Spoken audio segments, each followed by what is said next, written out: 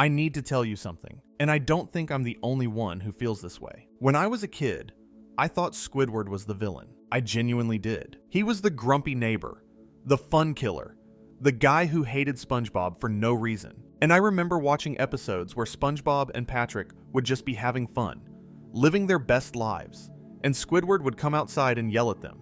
And I'd think, what is wrong with this guy? Why can't he just be happy? And then I grew up. And I don't mean that in the generic internet way where people say, I became Squidward, as a meme. I mean something happened, gradually, over years, where I started rewatching this show, and Squidward stopped being funny to me. He started being real, uncomfortably real. And that's what we're talking about tonight. Not the memes, not the, oh, I relate to Squidward now because I hate my job thing. I mean the actual psychology of this character. What's really going on underneath the irritability, the sarcasm, the self-portraits, the clarinet that nobody wants to hear. Tonight, we're going through all of it, every layer, every episode that quietly revealed something devastating about who Squidward Tentacles really is and what he's actually going through. We're going to talk about narcissism, depression, unfulfilled potential, the psychology of being surrounded by people who are happier than you, and what it actually means when a kid's show creates a character who is, in many ways, the most psychologically honest depiction of adult disappointment in the history of animation. So, if you're watching this late at night, get comfortable. We're going to be here for a while. And if you haven't subscribed yet, it really does help us keep making these for you. It means more than you know. And here's what I want to do with this one. I want to run 2 threads through this entire video. 2 characters, 2 psychologies. Because you can't understand Squidward without understanding SpongeBob, and you can't understand SpongeBob without understanding why Squidward hates him so much. These 2 characters are mirrors of each other. One is everything the other wishes he could be, and the other is everything the first is terrified of becoming. And the show knows this. Stephen Hillenburg knew this from the very beginning, and once you see it, you can never unsee it. So let's start where everything starts. Before the pineapple, before the Krusty Krab, before any of it. Stephen Hillenburg was a marine biology educator before he was an animator. He graduated from Humboldt State University in 1984 with a degree in natural resource planning with an emphasis in marine resources. And he spent years teaching at the Orange County Marine Institute in Dana Point, California. While he was there, he created a comic called The Intertidal Zone, this educational picture book about tide pool animals. And it featured anthropomorphic sea creatures that would eventually evolve into the SpongeBob cast. But here's the thing. Hillenburg didn't just understand marine biology. He understood people. And the characters he created weren't just funny archetypes. They were psychological portraits. SpongeBob was based, in part, on Hillenburg's own childhood self. This nerdy, enthusiastic kid with gapped teeth who loved the ocean. Optimistic, curious, completely unashamed of who he was. And then there's Squidward. Hillenburg chose to make him an octopus, specifically because, as he put it, octopuses have such a giant bulbous head, and Squidward believes he's an intellectual, so of course, he was going to have a large bulbous head. That's not just a design choice. That's a psychological insight, baked into the character's physical form. Squidward's entire body is a visual metaphor for how he sees himself, as someone whose brain, whose intellect, whose sophistication sets him apart from everyone around him. And the tragic part is that nobody else sees him that way. I want you to hold that thought, because we're going to keep coming back to it.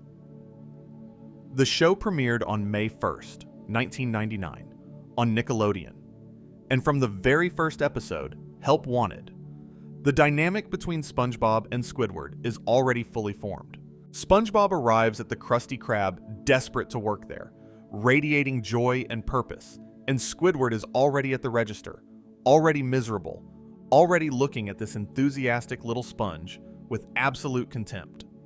And what's incredible is that in 11 minutes, Hillenburg establishes the central psychological tension that will drive this show for over 2 decades. SpongeBob is a character defined by intrinsic motivation. He doesn't flip burgers because he has to. He flips burgers because he loves it. He doesn't befriend people because he needs something from them. He befriends them because connection is as natural to him as breathing. And this is what makes him psychologically fascinating. He's not naive in the way that most people assume. SpongeBob is genuinely, fundamentally content with his life in a way that almost no real person ever achieves. He has a job he loves, friends he adores, a pet he cares for, hobbies that fulfill him.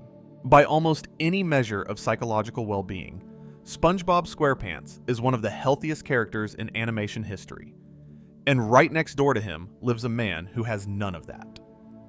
Okay, so let's talk about what's actually wrong with Squidward. And I don't mean wrong in a dismissive way. I mean, what is the actual psychological framework operating underneath his behavior? Because the show gives us more information than you'd expect. First, there's the narcissism. And I want to be really careful with this word because it gets thrown around a lot. But in Squidward's case, it's clinically relevant. Squidward has over 500 self-portraits in his house. That's not a joke the show makes once. It's a consistent, defining character trait. His house is a shrine to himself. Every painting, every sculpture, every artistic endeavor features one subject: Squidward. In the Season 1 episode, Squidward the Unfriendly Ghost, which aired on September 25th, 1999, we see him finish a wax sculpture of himself and declare that he has conquered all artistic media. And here's what kills me about that scene. Every single piece of art on his walls is a self-portrait. Different styles, different mediums, different poses, but always him. Always Squidward. Now, on the surface, that's just funny. Haha, the vain octopus. But think about what that actually means psychologically. Why would someone only paint themselves? It's not actually about vanity. It's about the desperate need to see yourself reflected back as something worthy. Squidward doesn't paint himself because he thinks he's beautiful. He paints himself because no one else will. He creates the admiration he can't find in the world. Every self-portrait is a mirror that tells him what no real person ever does. That he matters, that he's talented, that he's worth looking at. And that is textbook narcissistic compensation. In psychology, narcissistic traits often develop not from genuine self-love, but from its opposite. A deep, foundational insecurity that the person covers with grandiosity. The therapist Michael Samsel has described narcissism as organizing one's life around the goal of being superior, but not because you actually feel superior, because you're terrified that you're not. And if you watch Squidward through that lens, everything changes. He doesn't play the clarinet because he enjoys it. He plays it because he needs to believe he's a great musician. But he's terrible at it. The show establishes this immediately and consistently. At the start of Band Geeks, a vet mistakes his playing for a dying animal. That's not just a gag. That's the show telling you that Squidward's self-image and his actual abilities are catastrophically misaligned. He believes he's an artist. The world keeps telling him he's not. And instead of adjusting his self-image, he doubles down on it, retreating further into his own private mythology of greatness. I've rewatched probably 30 or 40 Squidward-focused episodes putting this video together, and the pattern is consistent across the entire run. Every time Squidward is confronted with evidence that he's not as talented or as sophisticated as he believes himself to be, he doesn't integrate that feedback. He rejects it. He blames the audience, the circumstances, the universe. And that is one of the hallmarks of what psychologists call a fragile, narcissistic self-structure. But here's where it gets really sad, and this is the thread I want to pull on for the rest of this video. Squidward's narcissism isn't innate. It's a defense mechanism. And the show tells us exactly where it came from. In the episode Boating Buddies, which is Season 6, Episode 3A, which aired July 19th, 2008, there's a brief but devastating flashback to Squidward's childhood. We see young Squidward sitting at the lunch table next to the garbage cans, alone, because nobody wanted to sit with him. He had no friends. He was an outcast. And this one image, this single throwaway visual gag, recontextualizes everything about who Squidward is as an adult. Because the kid who sat alone at lunch didn't grow up and get over it. He grew up and built an entire psychological fortress around himself so that he would never have to feel that rejection again. The clarinet, the painting, the intellectual superiority, all of it is armor. If you believe you're better than everyone else, then their rejection doesn't hurt. If you tell yourself that you're too sophisticated for Bikini Bottom, then the loneliness isn't because nobody likes you. It's because nobody understands you. That's a very different story, and it's a much less painful one. And this is where SpongeBob comes in. Because SpongeBob is the one character who absolutely refuses to let Squidward maintain that fiction. Think about this for a second. SpongeBob shows up one day, literally falls from the sky in a pineapple that crushes Squidward's garden. And from that moment on, he treats Squidward with unconditional love and friendship. He calls Squidward his best friend. He makes him gifts. He invites him to everything. He sees past the rudeness, past the insults, past the slam doors, and keeps showing up every single day. And for Squidward, this is existentially threatening.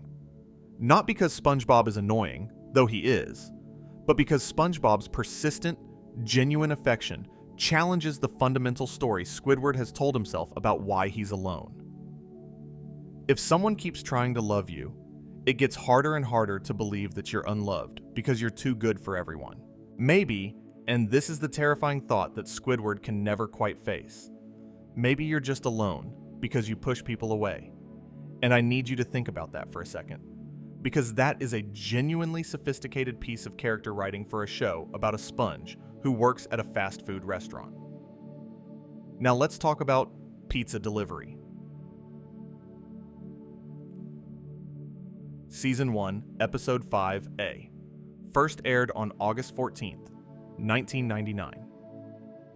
This is one of the most important Squidward episodes in the entire series, and I don't think it gets enough credit for what it reveals about his psychology. The setup is simple. Mr. Krabs makes SpongeBob and Squidward deliver a pizza. They get lost in the middle of nowhere. SpongeBob is his usual irrepressible self, singing the Krusty Krab pizza song, trying pioneer tricks, maintaining his optimism through everything. And Squidward is miserable, sarcastic, hungry, and increasingly desperate. He tries to eat the pizza. He mocks SpongeBob's pioneer knowledge. He wants to give up. And then they finally make it to the customer's house. And the customer, this entitled horrible fish, screams at SpongeBob because he forgot the drink. He slams the door in SpongeBob's face, and SpongeBob just breaks, sits on the ground, and cries. And what does Squidward do? He takes the pizza, knocks on the door, and slams it into the customer's face. And that's the part that gets me, because in that moment, all the armor comes off. In that moment, Squidward isn't the intellectual who's above everyone. He's not the tortured artist who doesn't care about his idiot neighbor. He's a guy who just watched someone hurt his friend, and he couldn't let it happen. He saves SpongeBob from the truck earlier in the episode too. This detail people often forget. When SpongeBob is standing in the road trying to hitchhike, and a 16-wheeler is barreling toward him, Squidward yanks him out of the way. No hesitation, no commentary, just reflex. And this is the dual track I want you to hold on to, because the show keeps giving us these two Squidwards. There's the Squidward who tells himself and the world that he doesn't care about SpongeBob, that SpongeBob is an annoyance, a burden, a drain on his quality of life. And then there's the real Squidward, the one who, when it actually matters, when someone is genuinely in danger or genuinely hurt, drops everything and shows up. And that internal conflict between who Squidward pretends to be and who he actually is, that's the beating heart of this entire character. And it's what makes him, in my opinion, the most psychologically complex character in any animated series. Not just Nickelodeon, any animated series. Period. Look, I know that's a big claim, but hear me out. Because what makes Squidward special isn't just that he's relatable, though he is. It's that the show never simplifies him. He's not just the grumpy one. He's a deeply lonely person whose defense mechanisms have become so entrenched that they've essentially become his personality. And the tragedy is that those same defense mechanisms are the thing preventing him from getting the connection he so desperately craves. Let me give you another example. Dying for Pie. Season 2, Episode 4A. First aired January 27th, 2001. This is the one where it's Employee Brotherhood Day at the Krusty Krab, and SpongeBob gives Squidward a sweater made out of his own eyelashes. And when Squidward scoffs at it, SpongeBob starts crying and makes a second sweater out of his tears. And that image alone, SpongeBob literally weaving his tears into a gift for someone who refuses to appreciate him. I mean, come on. That's devastating if you think about it for more than 2 seconds. Squidward, because he can't be bothered to make anything, goes outside and buys a pie from some pirates. Turns out the pie is actually a bomb. And when it looks like SpongeBob has eaten it, Mr. Krabs tells Squidward that SpongeBob will explode at sunset when the pie reaches his lower intestine. And Mr. Krabs' line here, "The boy cries you a sweater of tears, and you kill him." That's one of the most cutting things anyone has ever said to Squidward, because it's true. SpongeBob gave Squidward the most sincere, absurd, beautiful gift, and Squidward responded by accidentally giving him a bomb. But here's what the episode does next that's so important. Squidward decides to spend SpongeBob's last day making it the best day possible. He goes through SpongeBob's entire list of fun activities, introducing Squidward to everyone in town, wearing a salmon suit, all of it. And he hates every second. But he does it anyway. He does it because, underneath everything, he cares. He does it because the thought of SpongeBob dying, of this ridiculous, annoying, impossibly kind person ceasing to exist, is unbearable to him. And then, at sunset, when Squidward thinks the bomb is about to go off, he builds a brick wall between them, not to save himself, to avoid having to watch. And when he hears the explosion on the other side, he starts crying. Not a comedic cry. A real, genuine, I just lost someone cry. And he says through tears, "Well, at least I was able to make sense of his last hours. I'm a good person."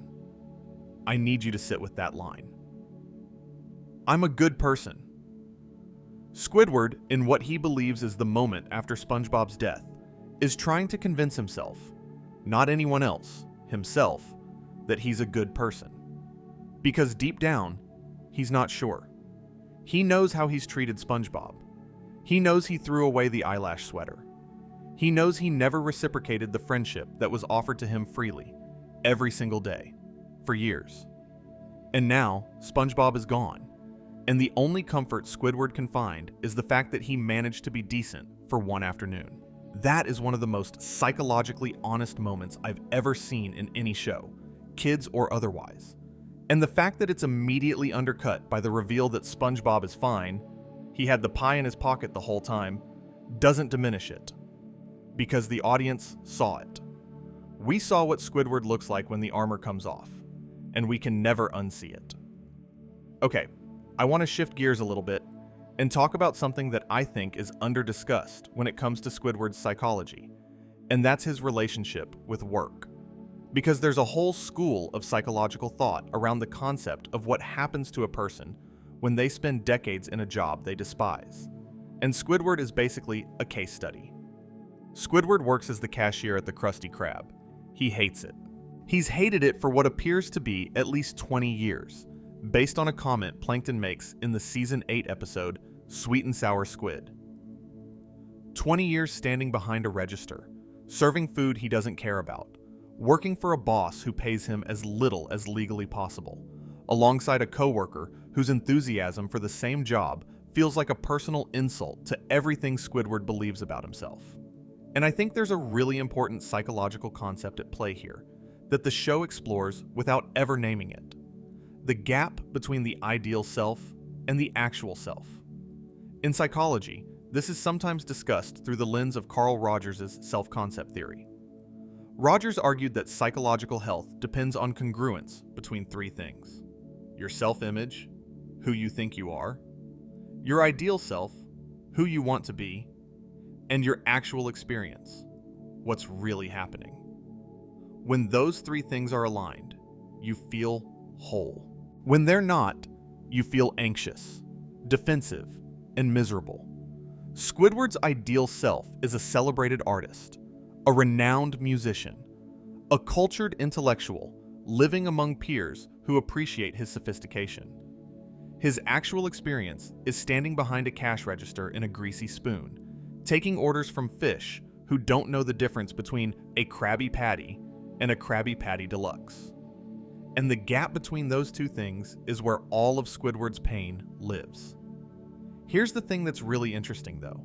SpongeBob doesn't have this gap. SpongeBob's ideal self and his actual experience are perfectly aligned. He wants to be a fry cook. He is a fry cook. He wants to have friends. He has friends. He wants to live in a pineapple under the sea with his pet snail.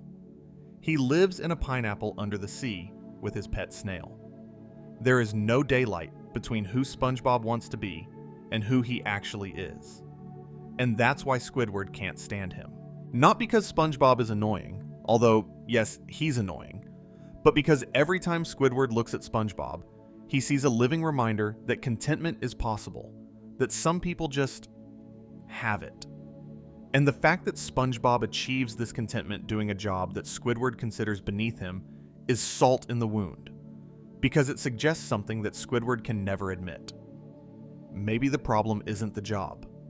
Maybe the problem isn't Bikini Bottom. Maybe the problem is Squidward. And the show explores this directly in one of the most underrated episodes in the entire series. Squidville, Season 2, Episode 6B. This is the one where SpongeBob and Patrick destroy Squidward's house with their reef blowers, and Squidward finally has enough. He moves to Tentacle Acres, this gated community populated entirely by octopuses who look, talk, and act exactly like him. Same houses, same interests, same clarinet playing, same canned bread. Yes, canned bread. That's a real detail from the episode. And at first, Squidward is thrilled. He's found paradise. He bikes, he shops, he plays clarinet in the park. Everyone is just like him. There's no SpongeBob, no Patrick, no chaos, no noise. Just sophistication and order and peace. And he becomes miserable. I've thought about this episode probably more than any other SpongeBob episode, and I think it's the most psychologically important 11 minutes the show ever produced. Because what Squidville reveals is that Squidward's fantasy, the life he thinks he wants, is actually a nightmare. A world without contrast, without chaos, without the irritating, unpredictable energy of people who are different from you, is not paradise. It's a prison. And Squidward figures this out through the most telling action possible. He finds a reef blower, the exact tool that SpongeBob and Patrick use to destroy his house, and he starts causing chaos with it. He blows leaves everywhere, scares the other octopuses, disrupts the pristine order of Tentacle Acres. And when they form an angry mob and chase him, he launches himself out of the community on the reef blower yelling, "Freedom!" Think about what that means. Squidward, the character who claims to want nothing more than peace and quiet, who claims that SpongeBob and Patrick are the source of all his problems, who claims that if he could just get away from them, he'd be happy. When he actually gets everything he says he wants, he recreates the very chaos he claims to hate. He becomes SpongeBob. And I think that's because, on some level he can never consciously access, Squidward knows that SpongeBob and Patrick aren't actually the problem. They're the solution. They're the thing that makes his life bearable. Without them, without the irritation, without the disruption, without the uninvited friendship, Squidward is just alone. And being alone with 100 copies of yourself turns out to be the loneliest thing of all. You know what's funny? I've watched this episode probably 6 times putting this together, and it hits different every time. When I was younger, I thought the joke was that Squidward's a hypocrite. Now I think the joke is that Squidward is human. He doesn't know what he wants. He thinks he wants one thing, and when he gets it, he realizes that the thing he was running from was actually the thing keeping him alive. And that is such a universal, painful, adult truth that it's almost absurd to find it in a Nickelodeon cartoon. But there it is.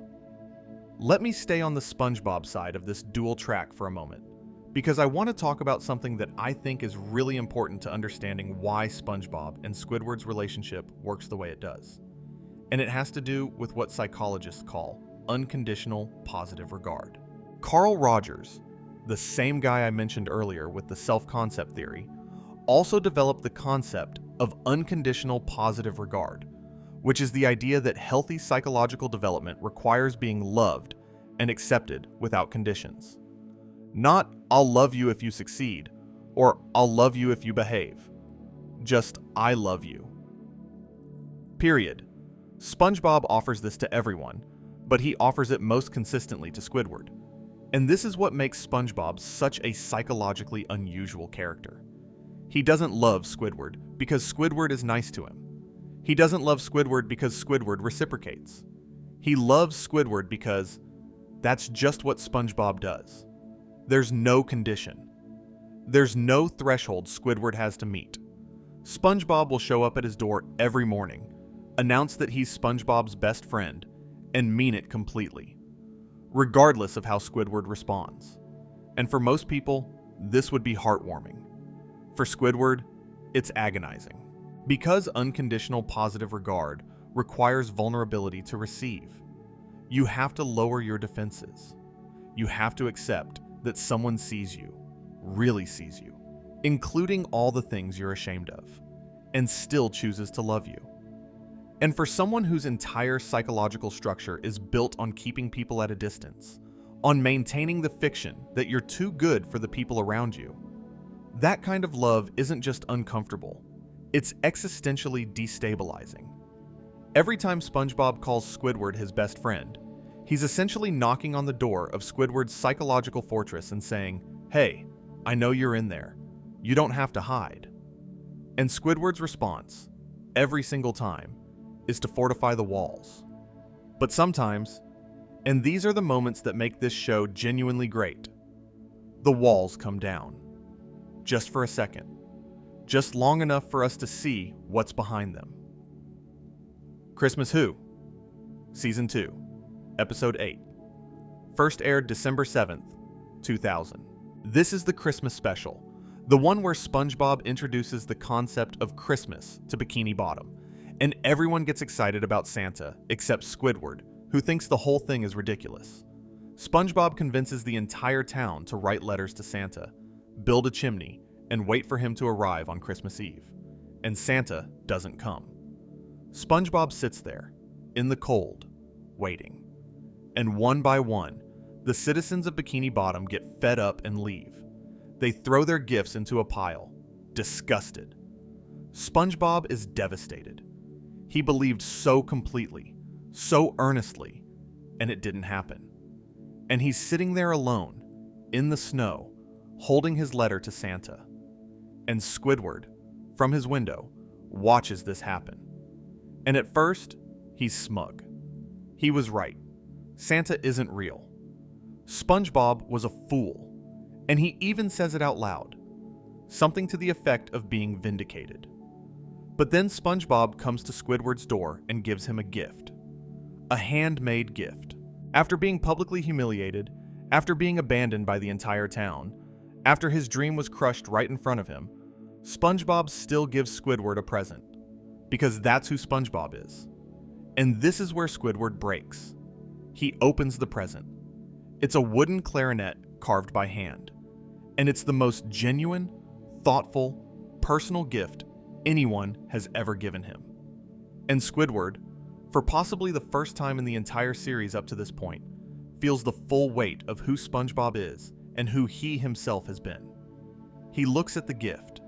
He looks at SpongeBob walking away. And he makes a decision. He puts on a Santa costume. He takes all the gifts that the townspeople threw away and goes door to door, giving them out as Santa. He gives away everything he owns. His furniture, his paintings, his possessions.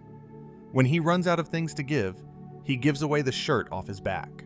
He literally strips himself bare for Bikini Bottom, for SpongeBob, because in that moment, he finally understands what SpongeBob has been trying to show him all along.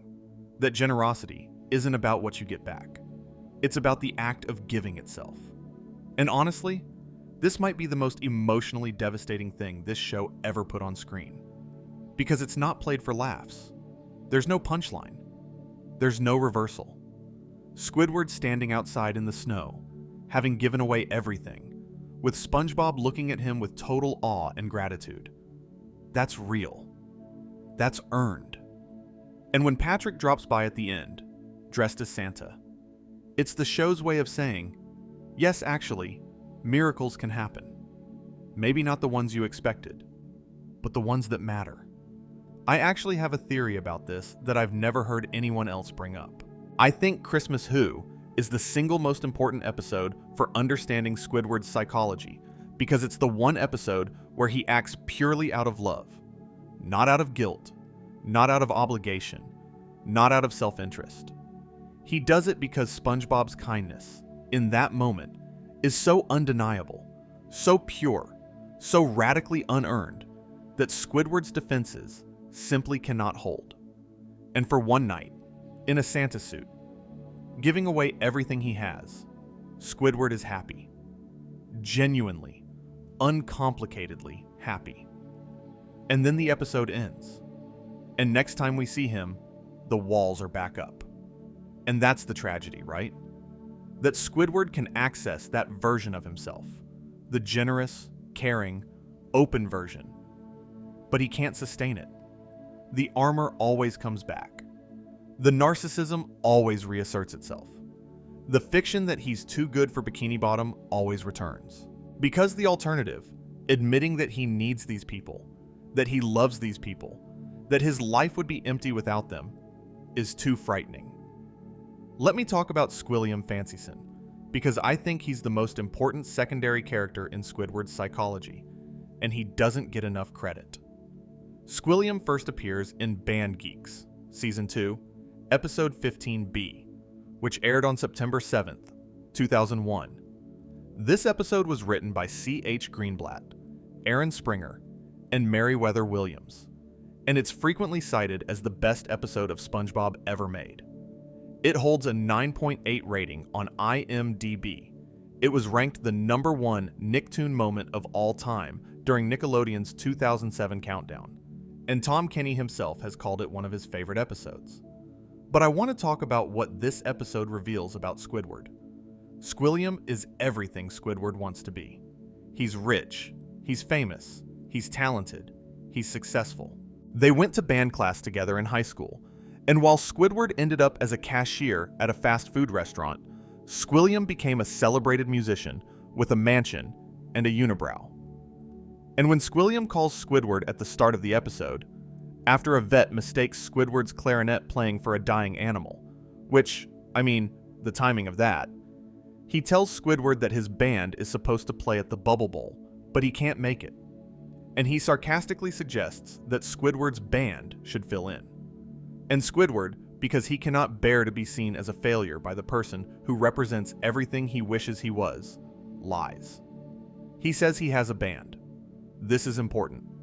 This entire episode, one of the greatest episodes of television ever produced, happens because Squidward would rather commit to an impossible lie than admit the truth to Squilliam. And the truth is simple and devastating. Squidward has nothing. No band, no fame, no success. Just a register at the Krusty Krab and 500 self-portraits. And so he puts up flyers around Bikini Bottom and recruits a band of untrained civilians. SpongeBob, Patrick, Sandy, Mr. Krabs, Plankton, Mrs. Puff, Larry, and basically everyone in town. And the rehearsals are a disaster. Patrick asks if mayonnaise is an instrument. 2 flag twirlers crash into a blimp and die. The band gets into a massive brawl. And Squidward, watching his one shot at proving himself to Squilliam fall apart, gives up. Here's the thing about this scene. When the rehearsals fall apart, and the band devolves into fighting, Squidward doesn't get angry. He gets sad. He tells the band he's disappointed in them, and then he just leaves. And when he says something like telling them he'll say the band died in a marching accident, it's not rage. It's resignation. It's the emotional posture of someone who has been disappointed so many times that he's stopped expecting anything else. And this is where SpongeBob does the thing that SpongeBob always does. After Squidward leaves, SpongeBob stands up in front of the band and essentially says, "We're not doing this for us. We're doing this for Squidward." And then he trains them himself, off screen. And the result is one of the most iconic moments in animation history. The band performs at the Bubble Bowl. Squidward, standing in front of them, is terrified. He begins to conduct, and they play Sweet Victory, this full rock ballad with pyrotechnics and spotlights, and they absolutely crush it. The crowd goes wild. Squilliam has a heart attack, and Squidward just stands there, conducting, and for the first time in possibly his entire life, he wins. The episode ends on a freeze frame of Squidward leaping into the air in triumph. And I want to talk about what that freeze frame means psychologically, because I think it's the most important single image in the entire show. For Squidward, the Bubble Bowl performance isn't just a victory over Squilliam. It's a moment of congruence. For once, for one brief, shining moment, Squidward's ideal self and his actual experience are aligned. He is the person he's always believed himself to be: a conductor, a musician, a leader, an artist. And the world is telling him he's right. The crowd is cheering. The rival is defeated. The performance is stunning. And then the episode ends. And the next time we see Squidward, he's back at the register. And I keep coming back to this point, but I think it's the key to everything. The show keeps giving Squidward these moments of genuine triumph, of genuine connection, of genuine happiness, and then taking them away. Not cruelly, not as punishment, just because that's how life works. You have a moment of glory, and then Monday comes, and you're back at your desk, and the moment is a memory, and you're not sure it was real. Meriwether Williams, who co-wrote Band Geeks, has talked about how the episode originated from the idea of giving Squidward a rival. She said something to the effect of always wanting to do a rival story for a character, and originally they considered making one for SpongeBob, but it wasn't working. So they shifted to Squidward. And that choice, giving the rival to Squidward instead of SpongeBob, is quietly brilliant. Because SpongeBob doesn't need a rival. SpongeBob isn't competing with anyone. SpongeBob is content. It's Squidward whose psychology demands comparison, demands validation, demands proof that he matters more than someone else. And Squilliam is the perfect rival because he's not even trying to compete with Squidward. He doesn't need to. He's already won. Squilliam's success is so complete, so effortless, so far beyond anything Squidward will ever achieve, that his mere existence is a taunt. And the show uses this dynamic throughout the series. Squilliam shows up a handful of times across different seasons, always rich, always successful, always casually devastating to Squidward's self-esteem. In Squilliam Returns, Season 3, Episode 6B, which aired March 15, 2002, Squilliam shows up at the Krusty Krab, and Squidward lies again. He tells Squilliam that he actually owns a 5-star restaurant, and then he has to transform the Krusty Krab into a fine dining establishment in hours. He turns SpongeBob into a waiter, which goes predictably wrong, and the whole thing falls apart spectacularly. But what's interesting about this episode psychologically is the technique Squidward uses on SpongeBob to try to make him function as a fine dining waiter. He literally tells SpongeBob to empty his mind of everything except fine dining and breathing. And it works, temporarily. SpongeBob becomes elegant, sophisticated, competent, until someone asks his name and his brain completely crashes. And that's a metaphor for Squidward himself, isn't it? The idea that if you just remove everything authentic about yourself, everything real, everything messy and imperfect and human, You can become the version of yourself that impresses people like Squilliam. But it doesn't hold. It can't hold. Because you can't sustain a performance forever. At some point, someone asks your name, and the whole construct collapses. There's also House Fancy, Season 6, Episode 1A, aired June 6th, 2008, where Squidward sees Squilliam's home featured on a television show about luxurious houses, and decides that his own home needs to be on the show to prove he's just as successful. He renovates, remodels, destroys his own house in the process, and ends up with something that the TV host inexplicably finds avant-garde and brilliant. He wins. Squilliam faints. Again. And these scattered victories over Squilliam are interesting psychologically because they never make Squidward happy in any lasting way. He wins. He gloats. The episode ends. And by next week, he's back to being the same miserable octopus at the same miserable register. The wins don't accumulate. They don't build a foundation of self-esteem that Squidward can stand on. They evaporate like steam from his bathtub, and he's left with nothing except the memory that once, briefly, he was better than Squilliam. And this is actually consistent with research on what psychologists call hedonic adaptation, the tendency for people to return to their baseline level of happiness, regardless of positive or negative events. Lottery winners don't stay happy. People who suffer major setbacks eventually return to roughly where they were before. Happiness is less about events and more about disposition.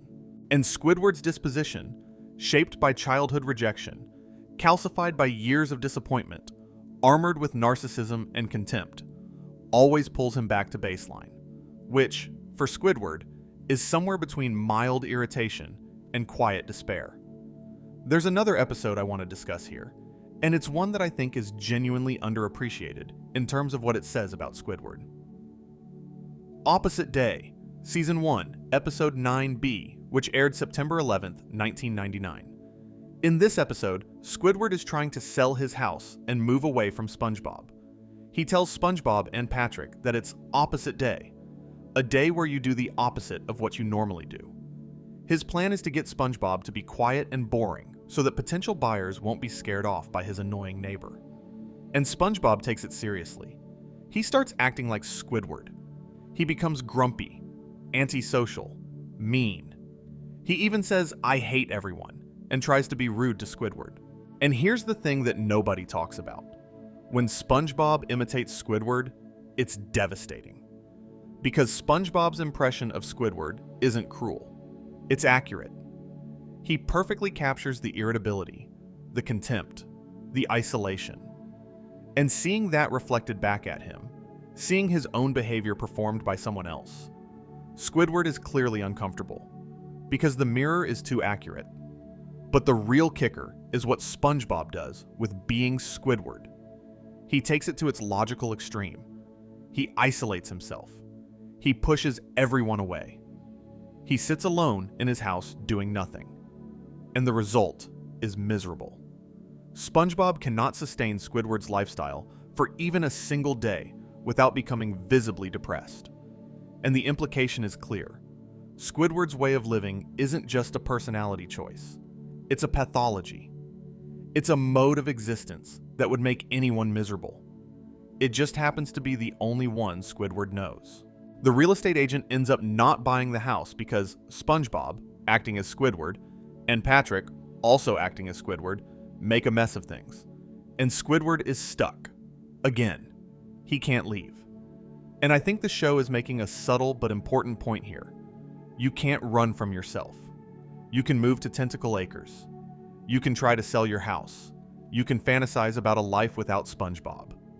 But wherever you go, you bring your psychology with you. And Squidward's psychology is the real trap, not his address. I want to stay with this idea of Squidward being trapped, because I think it connects to something really important about how adults relate to this character. There's a reason that growing up is realizing Squidward was right became such a persistent internet meme. And I think the reason is simpler and sadder than people usually acknowledge.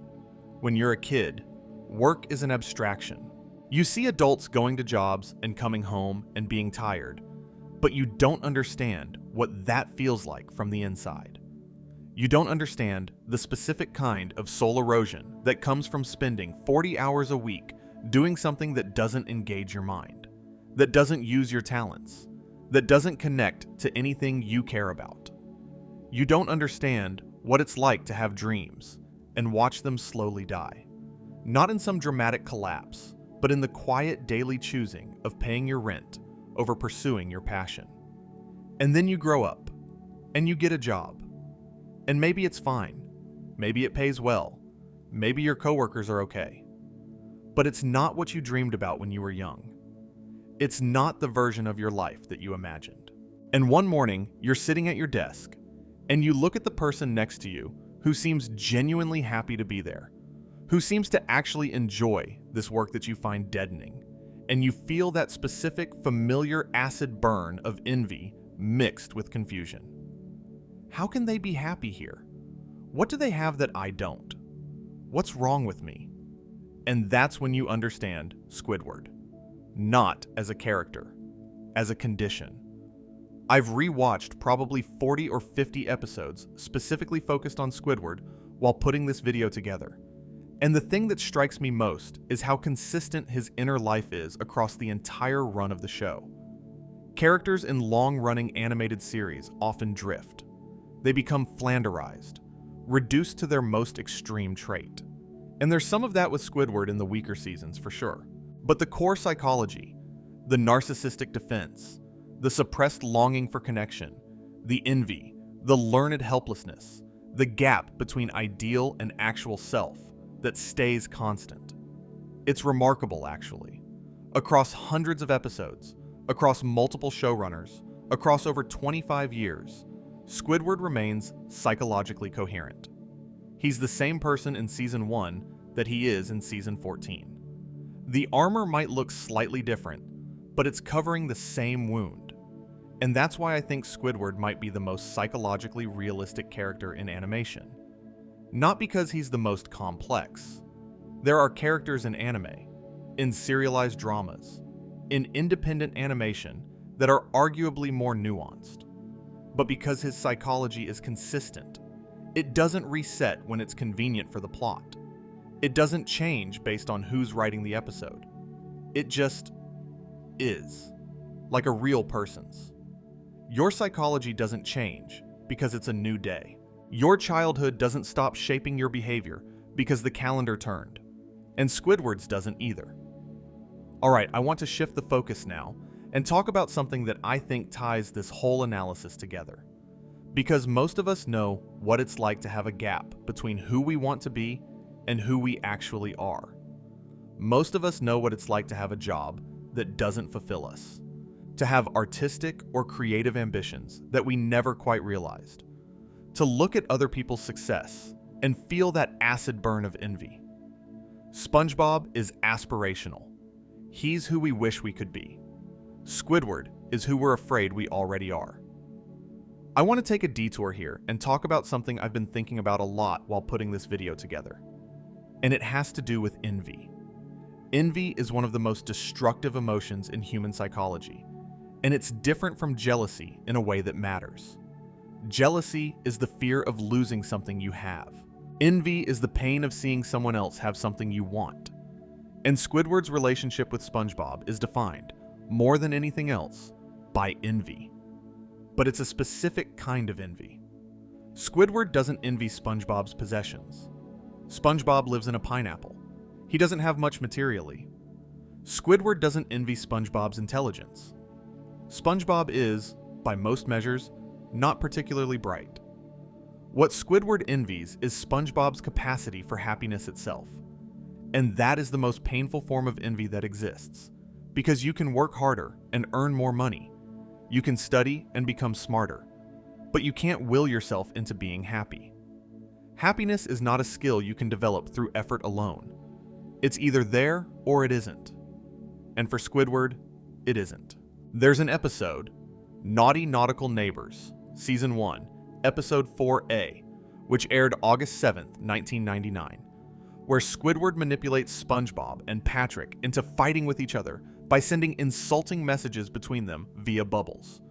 And when they stop being friends, Squidward is briefly satisfied. He stands at his window, watching them argue, and he looks genuinely pleased with himself. And then Patrick comes to Squidward's door, alone, looking for a new friend. And then SpongeBob does the same. And suddenly Squidward has what he always said he wanted. His neighbors aren't noisy and annoying anymore because they're not friends. But he also has what he never wanted, both of them turning to him for companionship.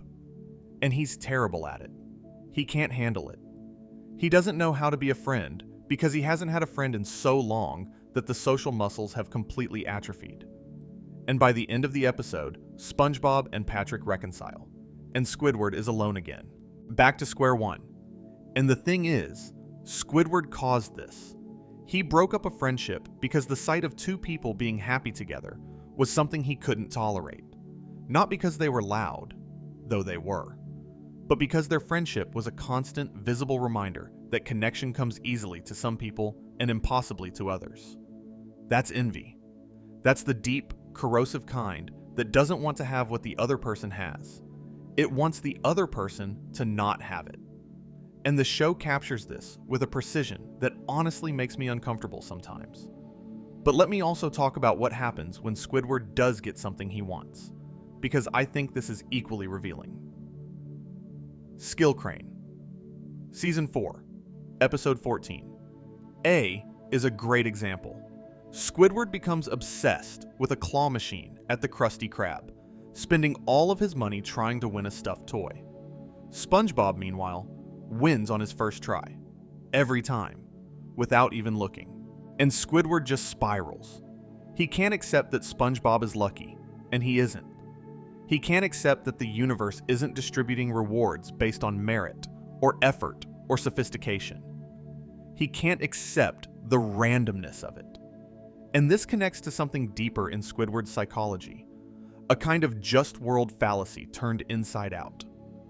The just world fallacy is the belief that good things happen to good people and bad things happen to bad people. Squidward doesn't consciously believe this. He's too cynical for that. But he operates as if its inverse should be true, that talented, sophisticated, intelligent people should be rewarded, and simple, foolish, unsophisticated people should not.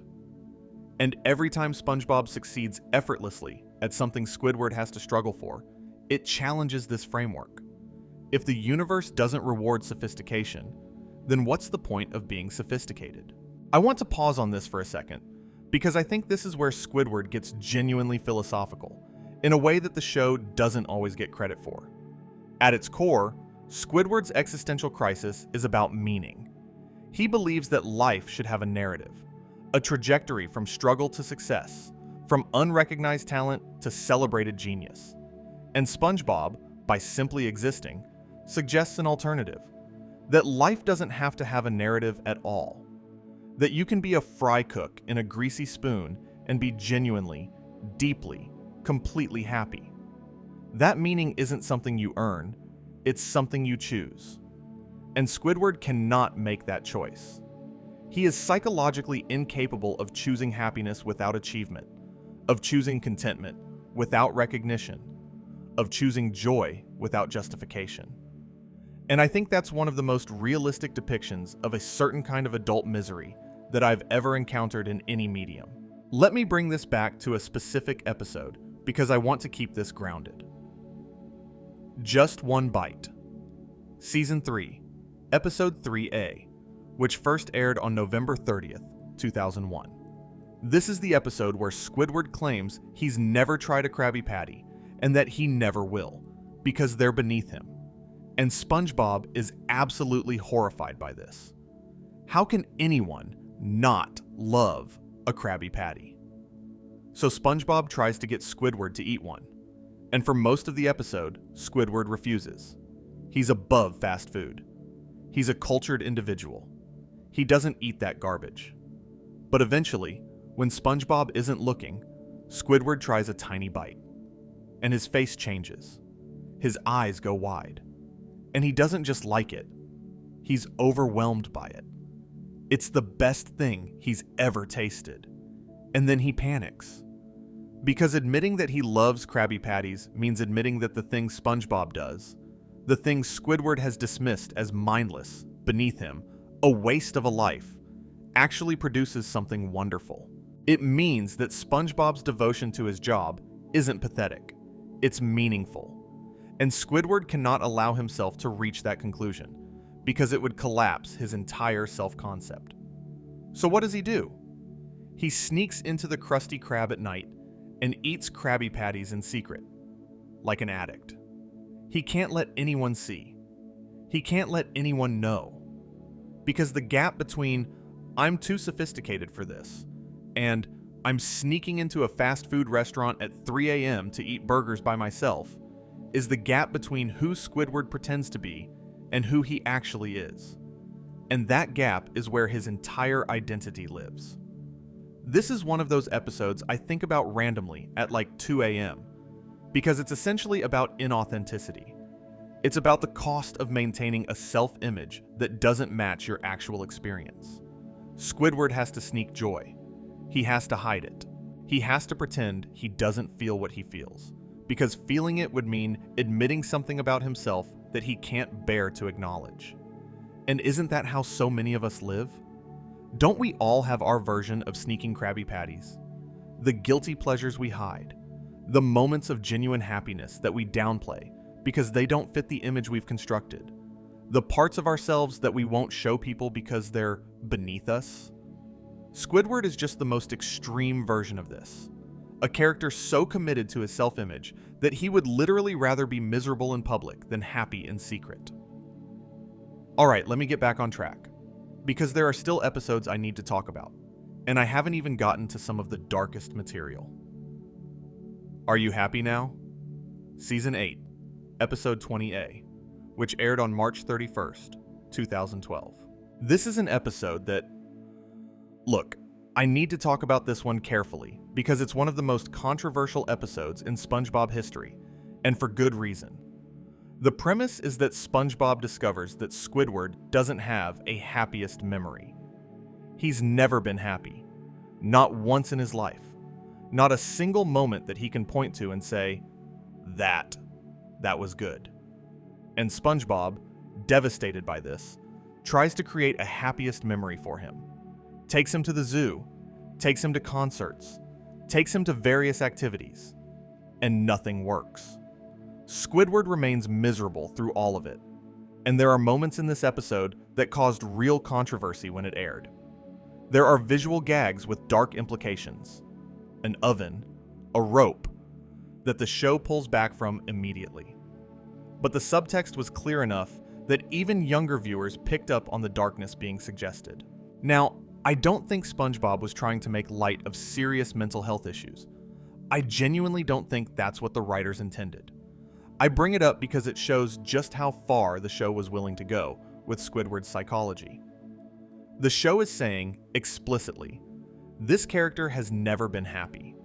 This character's inner life is so barren, so devoid of joy, that the writers were willing to flirt with the darkest possible implication of that emptiness. And I think that episode, more than any other, is where the show crosses a line between Squidward is the funny grumpy one, and Squidward is a character in genuine psychological crisis. Because a person who has never experienced a single happy memory isn't grumpy. They're suffering, genuinely, clinically suffering. And the fact that SpongeBob's response to this suffering is to try to fix it, to create happiness for Squidward through effort and love and persistence, that's beautiful and heartbreaking in equal measure. Because you can't create someone else's happiness. That's not how it works. You can offer them love. You can offer them connection. You can offer them a day at the zoo. But you can't climb inside their head and flip the switch that makes joy possible. And SpongeBob, bless his absorbent little heart, doesn't understand this. He thinks that if he just tries hard enough, if he's just kind enough, Squidward will be happy. And he will never be right about this. And he will never stop trying. And that might be the most beautiful and the most painful thing about their entire relationship. I want to talk about another angle here that doesn't get discussed enough. Squidward's relationship with anger. Because anger, in psychology, is almost always a secondary emotion. It's the emotion that covers the primary one. You're not actually angry. You're hurt, or scared, or ashamed. And anger is the armor you put over that vulnerability, because anger feels powerful and hurt feels weak. Squidward is angry constantly. He's angry at SpongeBob, angry at Patrick, angry at Mr. Krabs, angry at his job, angry at his life. And every single time, if you look underneath the anger, there's something softer, something he can't say. When he yells at SpongeBob for being annoying, what he's really feeling is the pain of being confronted with someone who has everything he wants. When he snaps at customers, what he's really feeling is the humiliation of a man who believes he was meant for greatness being forced to serve fish who don't even look at him. When he slams his door and retreats into his house, what he's really doing is running from a world that keeps reminding him of everything he's failed to become. And the show understands this intuitively. That's why the most powerful Squidward moments are never the angry ones. They're the ones where the anger breaks down and the sadness comes through. The sunset in Dying for Pie, the Santa suit in Christmas Who, the freeze frame in Band Geeks. Those are the moments where Squidward stops being angry long enough to feel what he actually feels. And what he actually feels is longing. Longing for connection, for recognition, for joy, for the version of himself that got buried under all that armor years ago. Let me bring in one more psychological framework before we move forward, because I think it really illuminates Squidward's condition. It's called learned helplessness. Learned helplessness is a psychological state that develops when a person, or in the original research, an animal, is exposed to repeated negative stimuli that they have no control over. Eventually, even when escape becomes possible, they stop trying. They've learned that their actions don't change outcomes, so they stop acting. They become passive, resigned, depressed. Squidward exhibits textbook learned helplessness. He's been trapped in a job he hates for 20 years. He's been surrounded by people he can't escape. His artistic ambitions have been rejected over and over. His rival succeeded where he failed. And at some point, he stopped trying. He stopped genuinely pursuing his art. He stopped trying to change his circumstances. He stopped believing that his actions could lead to a different outcome. He goes to work, he comes home, he plays clarinet badly, he paints self-portraits, and he goes to bed. Repeat. The only time Squidward breaks out of this pattern is when something external forces him to Squilliam's challenge in Band Geeks, SpongeBob's persistent kindness in Dying for Pie, the total loss of his house in Squidville. He needs an external catalyst because his internal motivation has been so thoroughly extinguished by years of disappointment that he can't generate it himself. And here's the thing about learned helplessness that's particularly relevant to Squidward. It's not permanent. It can be unlearned. But unlearning it requires exactly the kind of persistent, patient, unconditional support that SpongeBob provides. It requires someone who shows up every day, regardless of how they're received, and says, "I believe in you. I think you're worth something. I think tomorrow can be different." SpongeBob doesn't know he's doing this. He doesn't have a clinical understanding of what Squidward needs. He just does it, because that's who he is. And that, I think, is what makes SpongeBob SquarePants not just a great comedy, but a great work of art. It understands, on a level that most shows never achieve, that the most profound thing one person can do for another is simply refuse to give up on them. And with that, let's talk about depression directly, because I think we need to name it. There's a reading of Squidward that treats his irritability and pessimism as character quirks. He's the grumpy one, the sourpuss, the curmudgeon. But if you look at his behavior across the full run of the series, what you see isn't irritability. It's classic presentation of chronic low-grade depression, what psychologists sometimes call dysthymia. The hallmarks are all there. Persistent sadness or emptiness masquerading as irritability. Loss of interest in activities. Remember, Squidward doesn't actually enjoy playing the clarinet. Not really. He does it compulsively, almost frantically, as if the moment he stops trying to prove he's talented, he'll have to confront the void underneath. Feelings of hopelessness, low self-esteem that's overcompensated for with grandiosity, social withdrawal, difficulty experiencing pleasure. In Squid's Day Off, Season 2, Episode 2B, we see Squidward unable to enjoy a day off because he's consumed by anxiety about whether SpongeBob will destroy the Krusty Krab in his absence. He literally hallucinates. He spirals. He can't relax, even when he has every reason to. And by the end of the episode, he runs to the Krusty Krab naked because his anxiety has so completely consumed his executive function that he forgot to get dressed. That's not a character quirk. That's an anxiety disorder played for laughs. And look, I understand that this is a comedy. I understand that SpongeBob SquarePants is not a clinical psychology textbook. But the reason these episodes work, the reason they're funny and resonant and endlessly rewatchable, is precisely because the emotional truth underneath them is real. Steven Hillenburg understood that the funniest characters are the ones grounded in genuine human experience. And Squidward's experience is one that millions of people recognize without being able to name it. I want to tell you about an episode that I think encapsulates everything we've been talking about, and it's not one of the famous ones. It's SB129. Season 1, Episode 14A. First aired December 31st, 1999. This is the time travel episode, the one where Squidward accidentally freezes himself in the Krusty Krab freezer and wakes up 2,000 years in the future. And in the future, everything is chrome. Spongetron and Patron are the descendants of SpongeBob and Patrick, and they're just as annoying as their ancestors.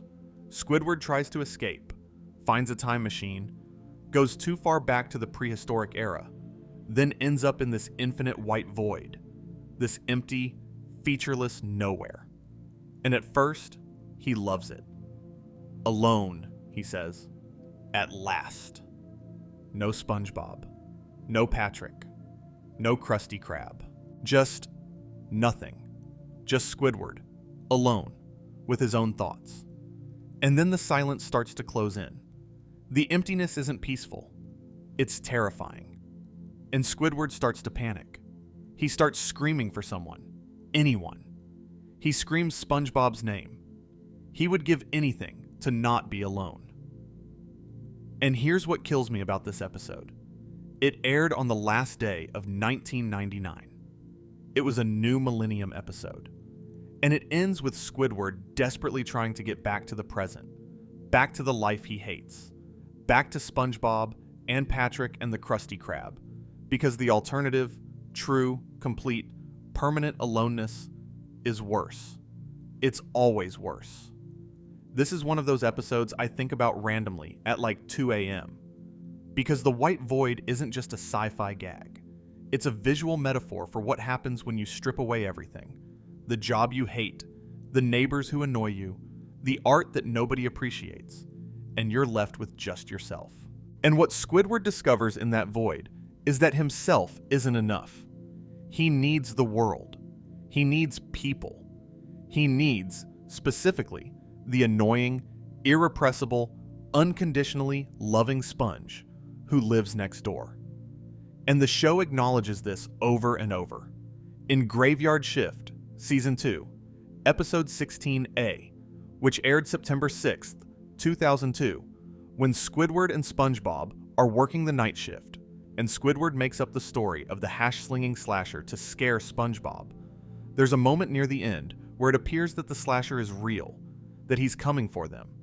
And Squidward's first instinct, his automatic, unthinking reflex, is to grab SpongeBob and hold him close, as if to protect him. As if, in the moment of genuine fear, the only thing that matters is keeping SpongeBob safe. I mean, what do you do with that? How do you reconcile that with the guy who tells SpongeBob every day that he can't stand him? The answer, I think, is that both things are true. Squidward genuinely is irritated by SpongeBob. and Squidward genuinely loves SpongeBob. Those two things coexist, painfully, beautifully, in the same octopus. And if that's not the most human thing a cartoon has ever depicted, I don't know what is. Now, I want to talk about something that I think is really important to this analysis, and that's the way the show's treatment of Squidward changes across its different eras. Because SpongeBob SquarePants is not one show. It's at least 3 different shows wearing the same skin, and the version of Squidward you get depends entirely on which era you're watching. In the Hillenburg era, seasons 1 through 3, roughly 1999 to 2004, Squidward is a complex character whose suffering is played for comedy, but is always grounded in genuine pathos. His misery has texture. There's a reason for it. And the show balances his pain with moments of real triumph, like Band Geeks and Christmas Who. You feel for him, even when you're laughing at him, because you can see the person underneath the cynicism. After the first movie, the SpongeBob SquarePants movie, released November 19th, 2004, which Hillenburg intended as the series finale, the show continued without Hillenburg as showrunner. He stayed on as an executive producer, but the day-to-day creative direction passed to other hands. And in seasons 4 through 9A, something happens to Squidward that I think is genuinely distressing. He becomes a punching bag. In the post-movie era, the show increasingly treats Squidward's suffering not as a nuanced character trait, but as the joke itself. Episodes like Good Neighbors, season 4, where SpongeBob and Patrick literally destroy Squidward's house and his entire Sunday morning, don't have the same balance as the early seasons. The comedy isn't Squidward is grumpy, and that's funny because he's also sympathetic. The comedy is, let's see how much we can hurt Squidward this week. And as someone who's rewatched these eras back to back, the shift is jarring. Because in the early seasons, when Squidward suffers, there's usually a reason. He brought it on himself through his own pettiness, or the show balances his pain with a moment of genuine emotion, like the pizza delivery ending. In the later seasons, sometimes Squidward suffers just because. He's minding his own business, doing nothing wrong, and the universe drops an anvil on him. And that's not character comedy. That's cruelty. There's a term in animation writing called Squidward torture porn, and it was coined by the SpongeBob fan community specifically to describe episodes from this era where Squidward's suffering has no thematic purpose, no emotional payoff, no connection to his psychology. He's just a target. And I think the reason fans react so strongly to these episodes is that they can feel the difference between suffering that means something and suffering that's just noise.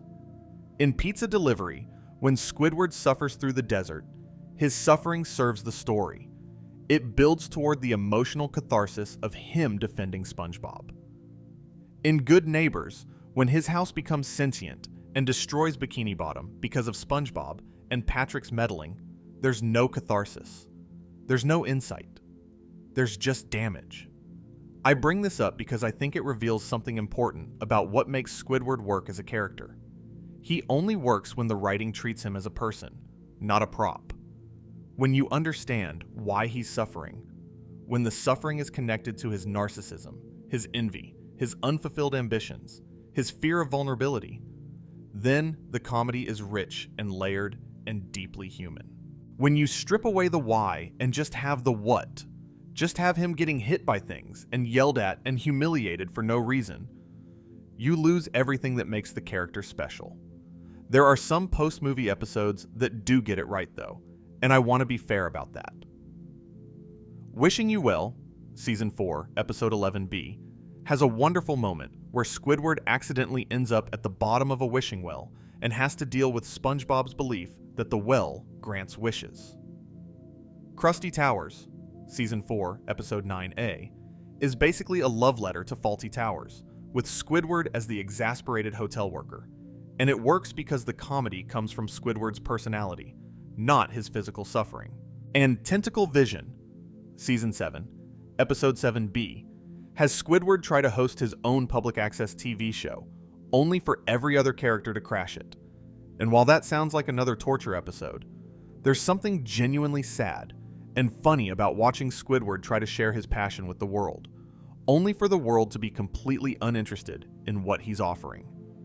These episodes work because they remember the fundamental truth about Squidward. He's not a victim. He's a person. And people are funny not because bad things happen to them, but because the bad things that happen to them reveal something true about who they are. Let me also say something about Little Yellow Book. Season 9, Episode 7A, aired March 2nd, 2013. This is one of the most controversial episodes in the entire series, and I think it deserves specific attention in any psychological analysis of Squidward. In this episode, Squidward finds SpongeBob's diary and reads it aloud at the Krusty Krab, humiliating SpongeBob in front of everyone. And the entire town turns on Squidward. They call him a monster. They vandalize his house. They treat him like a pariah. But here's the interesting thing.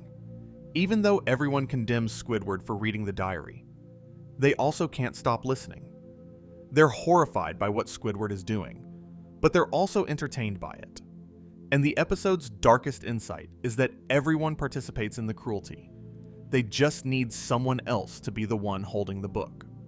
Squidward becomes the scapegoat for a collective desire to laugh at someone else's vulnerability. And what's psychologically fascinating is that Squidward shows no remorse. He doesn't understand why everyone is upset. In his mind, he's just sharing funny stories. He's incapable of grasping that what he did was a violation of trust, because trust is something he's never really understood. You can't violate something you've never valued.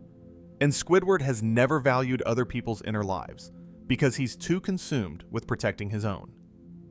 This episode is difficult to watch because, for once, Squidward is genuinely in the wrong, and the show doesn't give him an emotional out.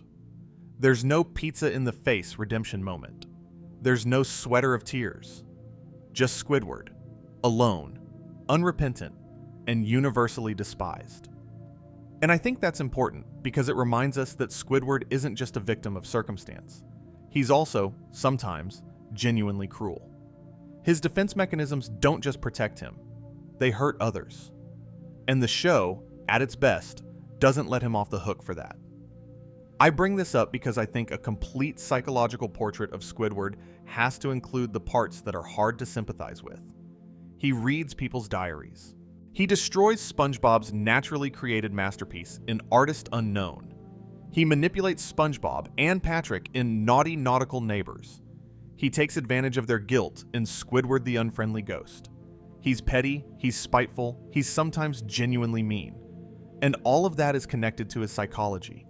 It's what happens when a wounded person never heals, when defense mechanisms harden into personality traits, when the armor stops being something you put on and becomes something you are. But even in those moments, even at his worst, the show maintains a kind of compassion for Squidward that I find remarkable. Because the audience understands why he is the way he is. We've seen the kid at the garbage cans. We've seen the gap between dream and reality. We've seen the walls go up, one brick at a time, over hundreds of episodes. And so when Squidward does something terrible, we don't just see the action. We see the entire psychological infrastructure that produced it. And that's not an excuse, but it is an explanation. And explanations matter, because they're how empathy survives in the face of behavior that would otherwise be unforgivable. I bring this up because I think the way a show treats its characters reveals something about what the creators understand about human psychology. Hillenburg understood that Squidward's suffering was funny because it was relatable, because we've all felt that way, because the gap between ambition and reality is a universal experience.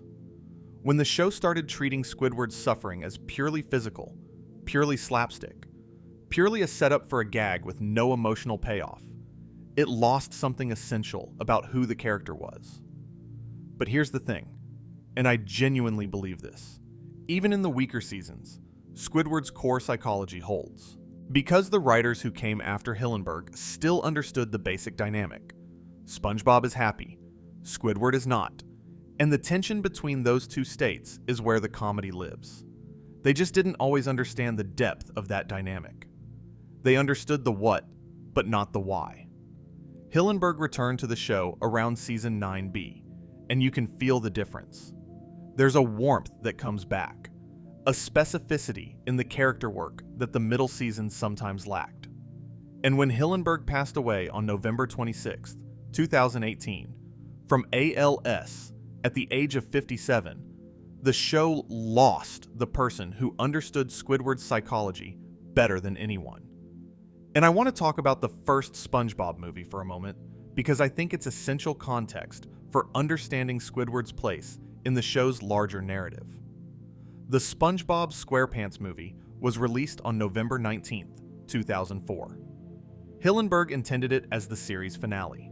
He wanted the show to end with the movie, with SpongeBob and Patrick's journey to Shell City and back. And there's a moment in that movie that connects directly to everything we've been talking about. It's the scene where SpongeBob is passed over for the promotion to manager of the Krusty Krab, 2 in favor of Squidward. Mr. Krabs tells SpongeBob he's too young, too immature, too much of a kid, and SpongeBob is devastated. But here's the thing that I think gets overlooked. Squidward gets the manager position. Squidward, the character who has spent the entire series complaining about his job, about his lack of recognition, about being undervalued, he finally gets the promotion. And the movie doesn't dwell on this. It doesn't show us Squidward's reaction in any detail. We don't see him celebrate. We don't see him finally feel validated. The movie moves on almost immediately to SpongeBob's adventure. And I think that tells us something about what Hillenburg understood about Squidward's psychology. The promotion doesn't matter. Not really. Because Squidward's problem was never actually about the job. It was never about the title, or the pay, or the recognition. Those were symptoms. The disease is internal, and no promotion can cure it. So the movie doesn't bother showing us Squidward being happy about the manager job, because on some level, we all know that even if he got everything he wanted, the title, the money, the respect, it wouldn't fix the thing that's actually broken. This connects to a broader psychological truth that I think the show has been articulating since its very first episode, and it's this: external achievements cannot solve internal problems. You can win the Bubble Bowl and still be miserable the next morning. You can give away everything you own as Santa Claus and still rebuild the walls the next day. You can be promoted to manager and still feel like the kid sitting next to the garbage cans at lunch. And I think Hillenburg, more than anyone else who ever worked on the show, understood this, because he was someone who achieved extraordinary external success. SpongeBob became a multi-billion-dollar franchise, one of the most recognizable characters in the world, a cultural phenomenon that shaped the humor of multiple generations. And based on what we know from interviews, he was genuinely uncomfortable with much of that success. He worried about the merchandising. He worried about the show being milked. He worried about SpongeBob dolls washing up on beaches.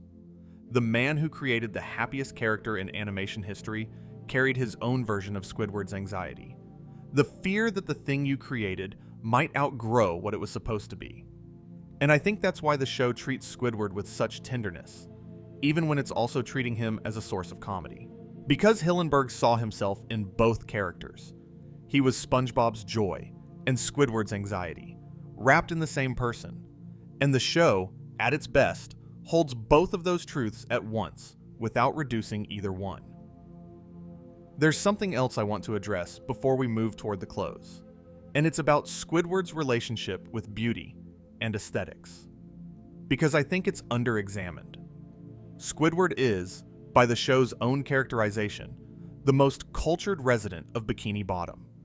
He appreciates classical music, fine art, dance, literature, gourmet food.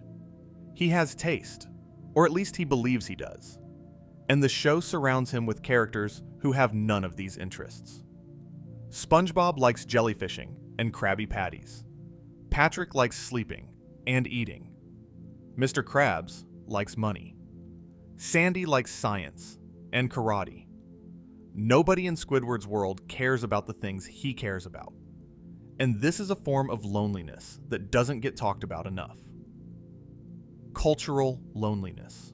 The experience of being the only person in your community who cares about something that you find deeply meaningful. It's not the same as social loneliness. You can have plenty of people around you and still feel culturally alone if none of them share your passions, your references, your aesthetic sensibility.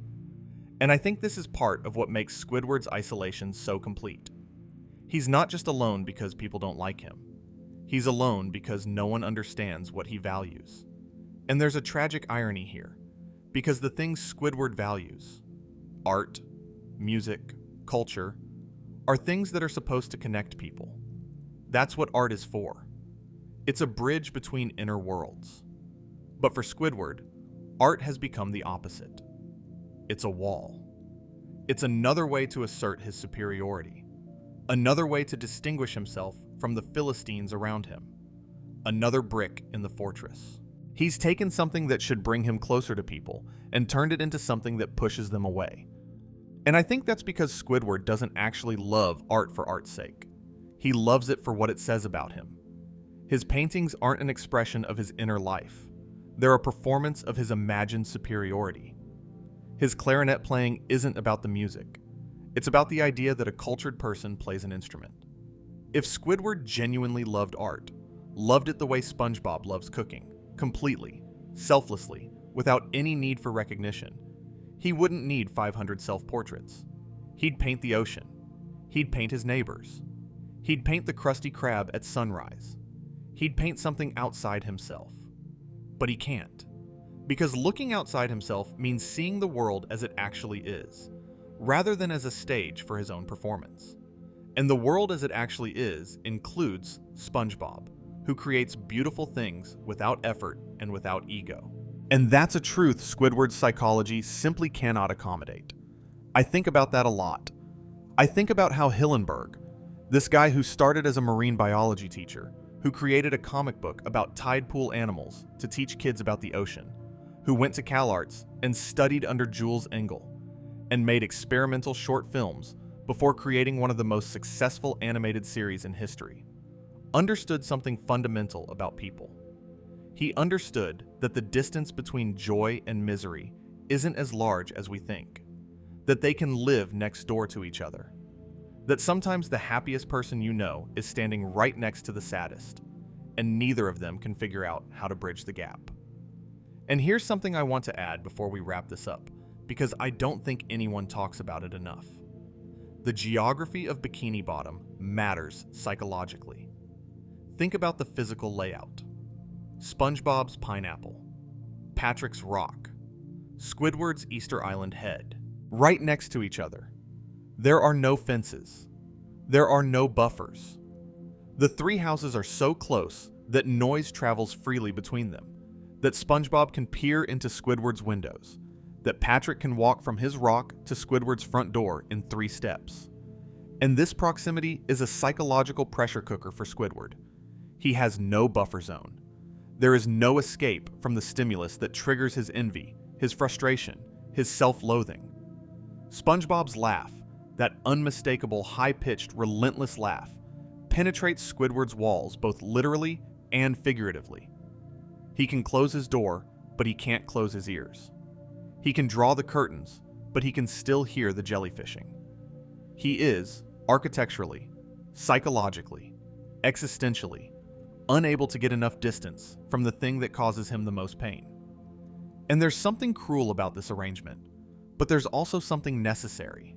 Because if Squidward could isolate completely, if he lived in a remote house, miles from anyone, he'd be the octopus in the white void from SB-129. He'd have silence and solitude and peace, and it would destroy him. The proximity to SpongeBob is agonizing, but it's also the only thing that keeps Squidward's social muscles from atrophying completely. SpongeBob doesn't just annoy Squidward, he forces Squidward to interact with the world. Every morning knock, every invitation to go jellyfishing, every unwanted hug is SpongeBob dragging Squidward out of the isolation that his psychology craves, but that his humanity needs to escape. I keep thinking about the architectural symbolism too. SpongeBob lives in a pineapple, organic, warm, alive, nourishing, grown from the ground up. Patrick lives under a rock, simple, primitive, unpretentious, connected to the earth. And Squidward lives in a moai head, a monument, a stone face staring outward, something created by an ancient civilization that doesn't exist anymore. Squidward's home is literally a relic, an artifact of a dead culture, and he chose it, presumably, because it looks sophisticated, because it's art, because it's different from the pineapples and rocks of the people he considers beneath him. But a monument is, by definition, something that commemorates something that's already over. And I think, whether Hillenburg intended this symbolism or not, there's something deeply fitting about Squidward living inside a memorial to something finished. Because that's how Squidward experiences his own life, as something that should have been different, something that peaked in an imagined past, something whose best days are behind it, even though they never actually happened. Maybe that's reading too much into the set design of a kid's show. But honestly, the more I dig into SpongeBob, the more I'm convinced that every detail matters. That Hillenburg and his team built this world with an intentionality that rewards the kind of obsessive analysis that we're doing right now. And if I'm wrong, if the moai head was just a funny visual choice with no deeper meaning, then the fact that it works so perfectly as a psychological metaphor is itself a testament to how thoroughly they understood these characters. Let me also say something about how Squidward relates to the concept of time, because I think it's the last major psychological thread I want to pull. Squidward is obsessed with the past and terrified of the future, and he's unable to exist in the present. His artistic ambitions are rooted in a fantasy version of himself that never materialized. His rivalry with Squilliam is anchored in high school. His happiest moments, the rare ones, are things he can only appreciate in retrospect, after the walls have gone back up and the moment has safely passed. He talks about what could have been. He imagines what should have been, but he is almost never present in the moment he's actually living. SpongeBob is the opposite. SpongeBob lives entirely in the present. He doesn't dwell on the past. He doesn't worry about the future. He is radically, completely, almost alarmingly present. When he's flipping a Krabby Patty, he's flipping a Krabby Patty. When he's jellyfishing, he's jellyfishing. When he's watching a sunset with Squidward, he's watching a sunset with Squidward. There's no narrative running underneath. There's no inner monologue about what this means or how it compares to what his life was supposed to be. There's just this, right now, this moment. And mindfulness research, which is, admittedly, a weird thing to invoke in a video about SpongeBob, has consistently shown that the ability to be present, to exist fully in the current moment without judgment or rumination, is one of the strongest predictors of psychological well-being. People who ruminate about the past get depressed. People who worry about the future get anxious. People who can sit in the present moment and accept it as it is tend to be, quite simply, happier. SpongeBob is the most mindful character in animation history, and Squidward is one of the least. And the gap between them, the gap that generates every laugh, every tear, every slammed door, and every unsolicited hug, is the gap between presence and absence, between being here and being somewhere else, between living your life and imagining the life you should have lived instead. And I don't think the show is saying that mindfulness is easy, or that Squidward could fix himself by meditating or reading a self-help book. I think the show is saying something more honest than that, which is, some people's minds are not kind places to live. Some people's internal landscapes are barren and hostile and cold, no matter how beautiful the world outside their windows might be. And the most you can hope for, if you're one of those people, is that someone plants a pineapple next door and refuses to let you disappear. Okay, we're getting toward the end of this thing, and I want to bring the two threads together. Let me circle back to something I said earlier about the relationship between SpongeBob and Squidward being a mirror, because I want to develop that idea further. In psychology, there's a concept called the shadow self, which comes from Carl Jung. The shadow is the part of your personality that you refuse to acknowledge. The traits, desires, and impulses that you consider unacceptable. And Jung argued that you often project your shadow onto other people. The things that irritate you most about others are often the things you can't accept in yourself. I think Squidward's relationship with SpongeBob is, in many ways, a shadow projection. Here's what I mean. What does Squidward hate most about SpongeBob? His enthusiasm, his optimism, his childlike joy, his willingness to be vulnerable, to be silly, to be earnest without irony. And what does Squidward secretly wish he could be? Enthusiastic, optimistic, joyful, willing to be vulnerable, to be silly, to be earnest, without irony. SpongeBob isn't Squidward's opposite. SpongeBob is everything Squidward has repressed in himself. Look at young Squidward, the kid who sat alone at lunch. What do you think that kid was like before the world taught him to put up walls? I think that kid was probably a lot like SpongeBob. Eager, open, desperate for connection. And the world said no. The world sat him next to the garbage cans. The world told him he wasn't worth knowing. And over time, that kid, that open, eager, hopeful kid, got buried under layers and layers of defense until all that was left on the surface was cynicism and contempt. SpongeBob represents the self that Squidward killed in order to survive his childhood. And every day, SpongeBob shows up at his door, alive and thriving, and says, "Hey buddy, ready for another great day?" And Squidward slams the door. Not because he hates SpongeBob, because he hates being reminded of what he lost. I've been thinking about this for weeks, and I honestly believe this is the deepest reading of their dynamic that the show supports. And the evidence is everywhere. Whenever Squidward accidentally lets himself have fun, whenever he goes jellyfishing, or dancing, or laughing at a joke, there's always this moment of panic immediately afterward, where he catches himself and reasserts his superior attitude. Because having fun means being like SpongeBob, and being like SpongeBob means being vulnerable. And being vulnerable is the thing that got him hurt in the first place. It's a trap, a psychological loop with no exit. And the show, to its enormous credit, never resolves it. Because it can't be resolved. Not in a sitcom, where the status quo resets every 11 minutes. And not in real life, where most people carry their childhood wounds with them forever, managing them, but never quite healing them. Let's talk about one more episode, because I think it brings everything together. Fools in April, Season 1, Episode 19. A. First aired on April 1st, 2000. This is the April Fool's Day episode, the one where SpongeBob goes around the Krusty Krab playing harmless little pranks on everyone, tying someone's shoes together, replacing someone's drink with a slightly different drink, completely innocent stuff that makes everyone laugh. And Squidward is disgusted by it. He thinks SpongeBob's pranks are lame and childish, so he decides to pull a real prank. An elaborate, physical, humiliating trap that sends SpongeBob flying through the restaurant and lands him covered in garbage.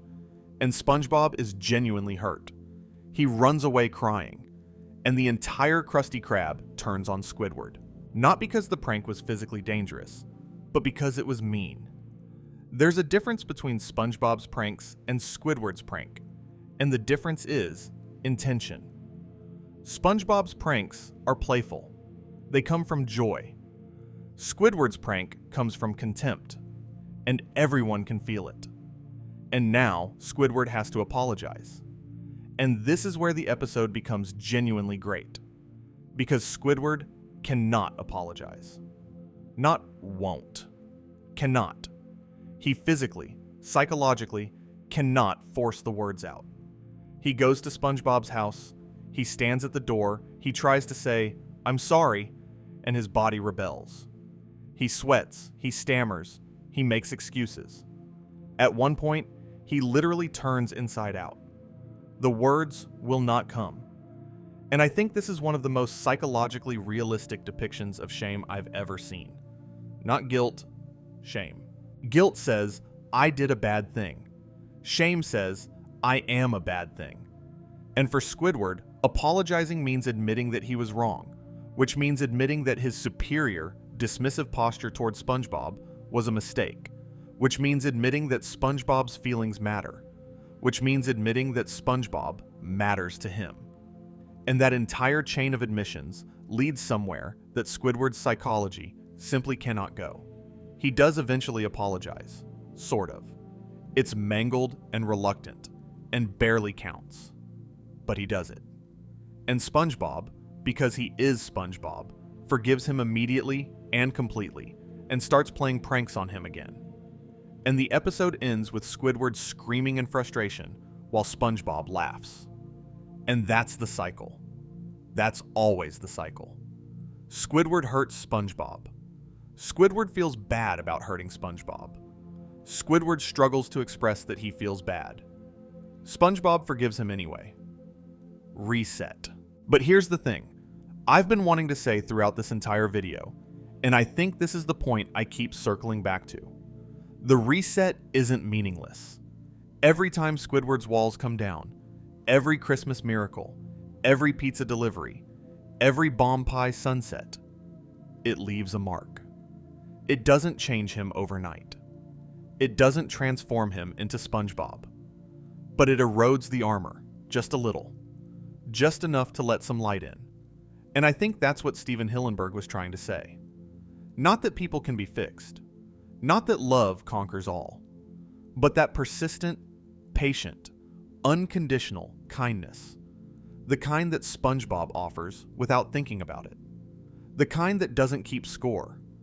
The kind that shows up at your door every morning, even after you've slammed it 1,000 times. That kind of kindness matters. Even when it doesn't seem to work. Even when the person you're offering it to doesn't seem to change. Because somewhere, underneath the armor, they feel it. And it matters. There's a moment in The Paper, Season 1, Episode 16B, which aired on February 14th, 2000, where Squidward gives SpongeBob a piece of paper. Just a gum wrapper. Nothing. And SpongeBob turns it into an entire day of entertainment. He makes puppets. He makes music. He makes art. From nothing. From garbage. And Squidward watches from his window, increasingly envious, as SpongeBob extracts infinite joy from something Squidward literally threw away. And this, I think, is the final key to understanding the psychology of Squidward tentacles. What Squidward lacks isn't talent. It isn't opportunity. It isn't intelligence. What Squidward lacks is the capacity for joy. Not the desire for it. He desires it desperately. But the capacity. The ability to pick up a gum wrapper and see a universe of possibilities. SpongeBob has this capacity. It's his superpower.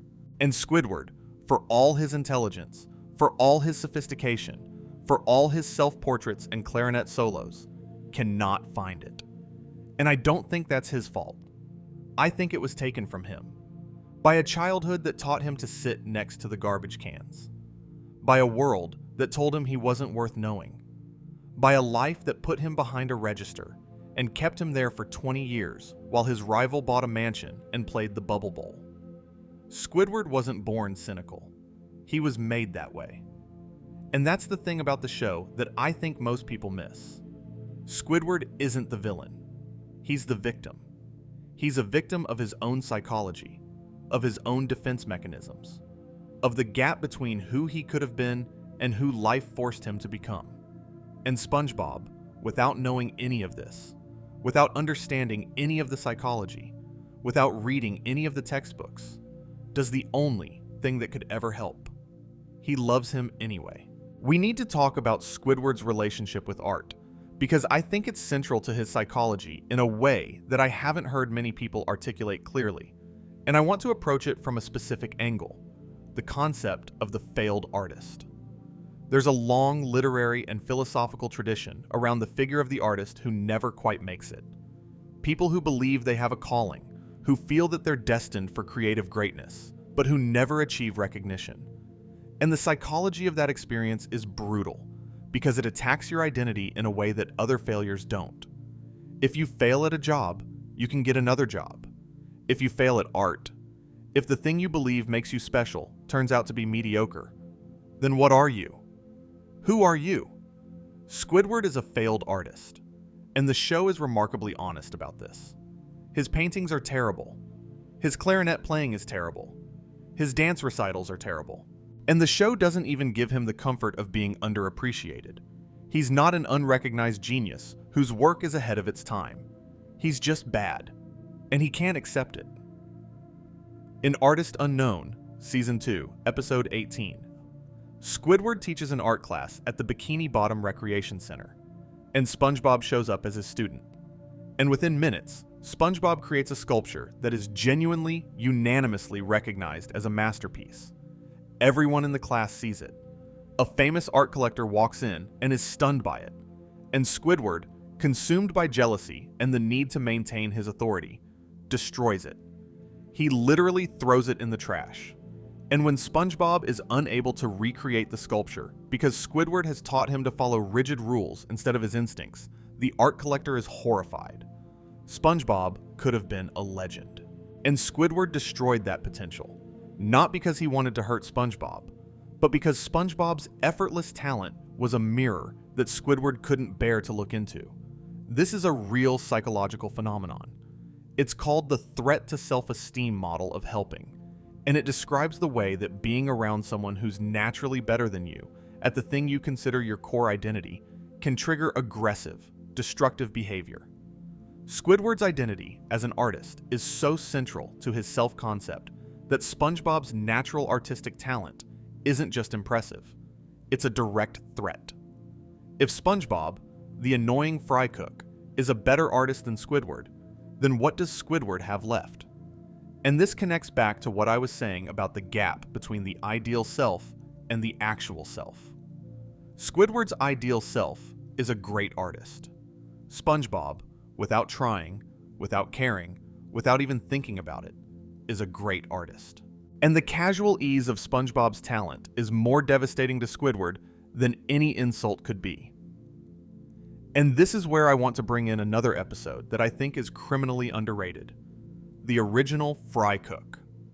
Season 5, Episode 15. A. This is the one where the original fry cook of the Krusty Krab, a fish named Jim, comes back to visit. And it's revealed that Jim is everything SpongeBob could become: successful, famous, celebrated. He left the Krusty Krab and became a renowned chef. And it's also revealed that Squidward used to have a full head of beautiful blonde hair when Jim was still working there. But over the years, working at the Krusty Krab, without Jim's positive energy and then with SpongeBob's overwhelming energy, Squidward lost his hair. Now on the surface, that's a gag. Squidward used to be handsome, and his job destroyed him. But think about what it actually communicates. It's saying that Squidward's physical deterioration mirrors his psychological deterioration. He's been slowly eroded by decades of a life he didn't choose, in a job he didn't want, surrounded by people who either don't notice his suffering or actively contribute to it. And the hair is just the visible symptom. What's really been lost is hope. There's a heartbreaking moment in this episode where Jim tells Squidward that he should have left the Krusty Krab a long time ago, that staying was a mistake. And Squidward knows this. He's always known this. But he didn't leave. And the show never explicitly says why, but I think the answer is connected to everything we've been discussing. Squidward didn't leave because leaving would require believing that something better was possible for him. And his learned helplessness, his depression, his fundamental conviction that he's a failure, all of it conspires to keep him exactly where he is. The Krusty Krab isn't a job for Squidward, it's a cell. And the bars aren't made of metal, they're made of his own psychology. I also want to talk about Breath of Fresh Squidward, Season 5, Episode 17. A. Because I think it's one of the most psychologically interesting episodes in the entire series, and almost nobody discusses it this way. In this episode, Squidward gets electrocuted by his electric fence, and it changes his personality. Suddenly, he's happy. Genuinely, pervasively, uncontrollably happy. He's nice to everyone. He's enthusiastic about work. He hugs SpongeBob. He becomes, essentially, a second SpongeBob. And here's the twist. SpongeBob hates it. SpongeBob, the character who has spent the entire series trying to get Squidward to be happy, who has offered unconditional love and friendship and patience day after day after day. When Squidward actually becomes happy, SpongeBob is jealous, because happy Squidward is better at being SpongeBob than SpongeBob is. Happy Squidward wins Employee of the Month. Happy Squidward gets all the positive attention. Happy Squidward is funnier, more charming, more likable, and SpongeBob can't handle it. And here's what this reveals about SpongeBob's psychology, which I think we need to acknowledge, because we've been treating SpongeBob as the psychologically healthy one in this relationship, and that's mostly true, but not entirely. SpongeBob's identity is partly built on being the happy one, being the positive one, being the optimistic one that everyone loves. And when Squidward encroaches on that territory, SpongeBob feels threatened, because if Squidward can be happy, if anyone can be happy, then SpongeBob's unique value proposition disappears. And that's a surprisingly selfish response from a character we think of as purely generous. The episode raises this uncomfortable question. Does SpongeBob actually want Squidward to be happy? Or does he want Squidward to be slightly less miserable, in a way that doesn't threaten SpongeBob's own sense of identity? I don't think the show is saying that SpongeBob is secretly selfish. I think it's saying something more nuanced, which is that even the most generous, loving person in the world has limits. Even unconditional love has conditions you don't know about until they're tested. And by the end of the episode, Squidward gets electrocuted again and returns to normal. Back to grumpy, back to miserable, back to the Squidward everyone is comfortable with. And everything resets. And I think the show is making a point here that's almost nihilistic in its honesty. The status quo exists not because it's ideal, but because it's what everyone, including the person suffering within it, has organized their identity around. Squidward's misery isn't just his problem. It's part of the ecosystem. Everyone has a role, and changing one role means changing all of them. And that's too much. So the system self-corrects. The octopus goes back behind the register. The sponge goes back to the grill. And life in Bikini Bottom continues as it always has. I want to explore one more dimension of Squidward's psychology before we start wrapping up, and it's something that connects to a real cultural phenomenon.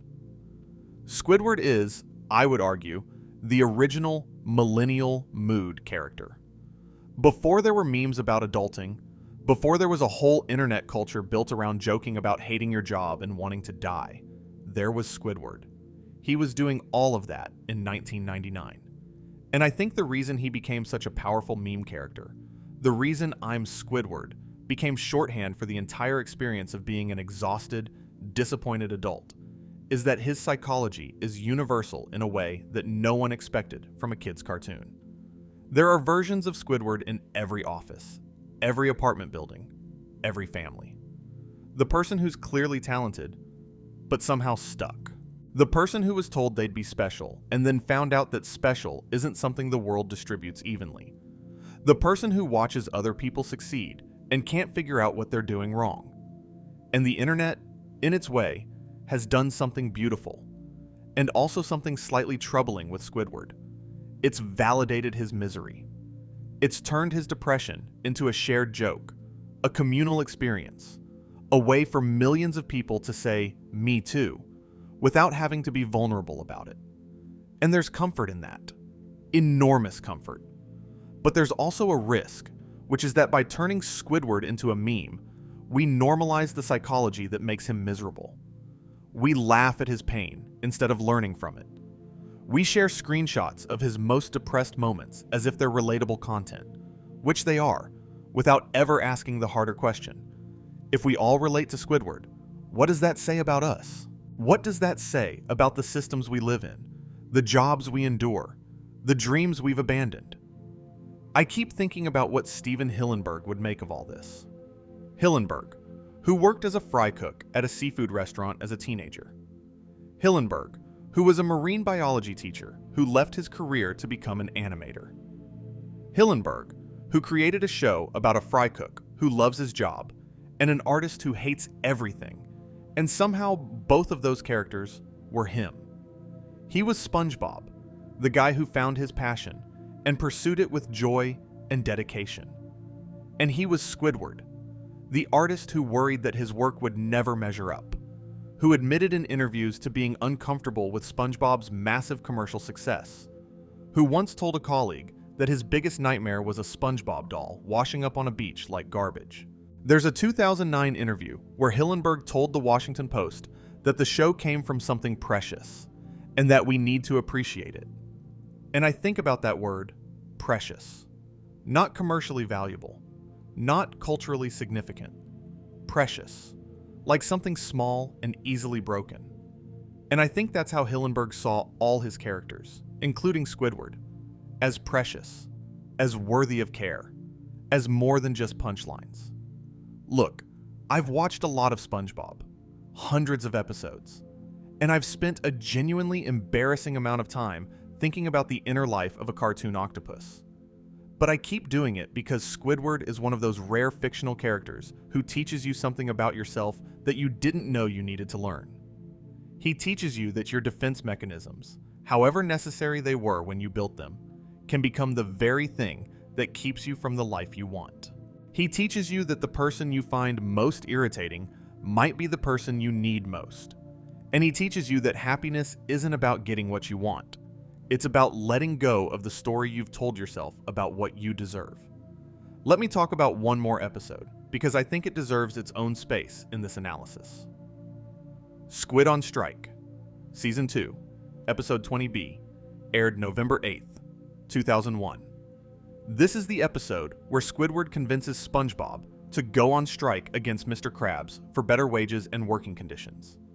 And it's one of the only episodes where Squidward tries to take political action, tries to change his circumstances, rather than just complaining about them. And it fails. Catastrophically. SpongeBob, trying to help, interprets dismantling the establishment literally and destroys the Krusty Krab. And Mr. Krabs' response is to sentence both of them to work at the Krusty Krab forever to pay off the damages. The episode ends with a freeze frame and a title card saying that SpongeBob and Squidward worked at the Krusty Krab forever. And I think about that ending a lot, because it's essentially the show acknowledging, in the starkest possible terms, that Squidward is never leaving. He's not going to escape. He's not going to become a famous artist or a celebrated musician. He's not going to quit and find something better. He's going to stand behind that register for the rest of his life. And that's played as a joke, as a horror movie freeze frame gag. But the truth underneath the joke is the truth underneath Squidward's entire existence. Some traps don't have exits. And the reason this doesn't feel nihilistic, the reason the show can acknowledge this without becoming bleak, is SpongeBob. Because SpongeBob is there too. SpongeBob is also sentenced to work at the Krusty Krab forever.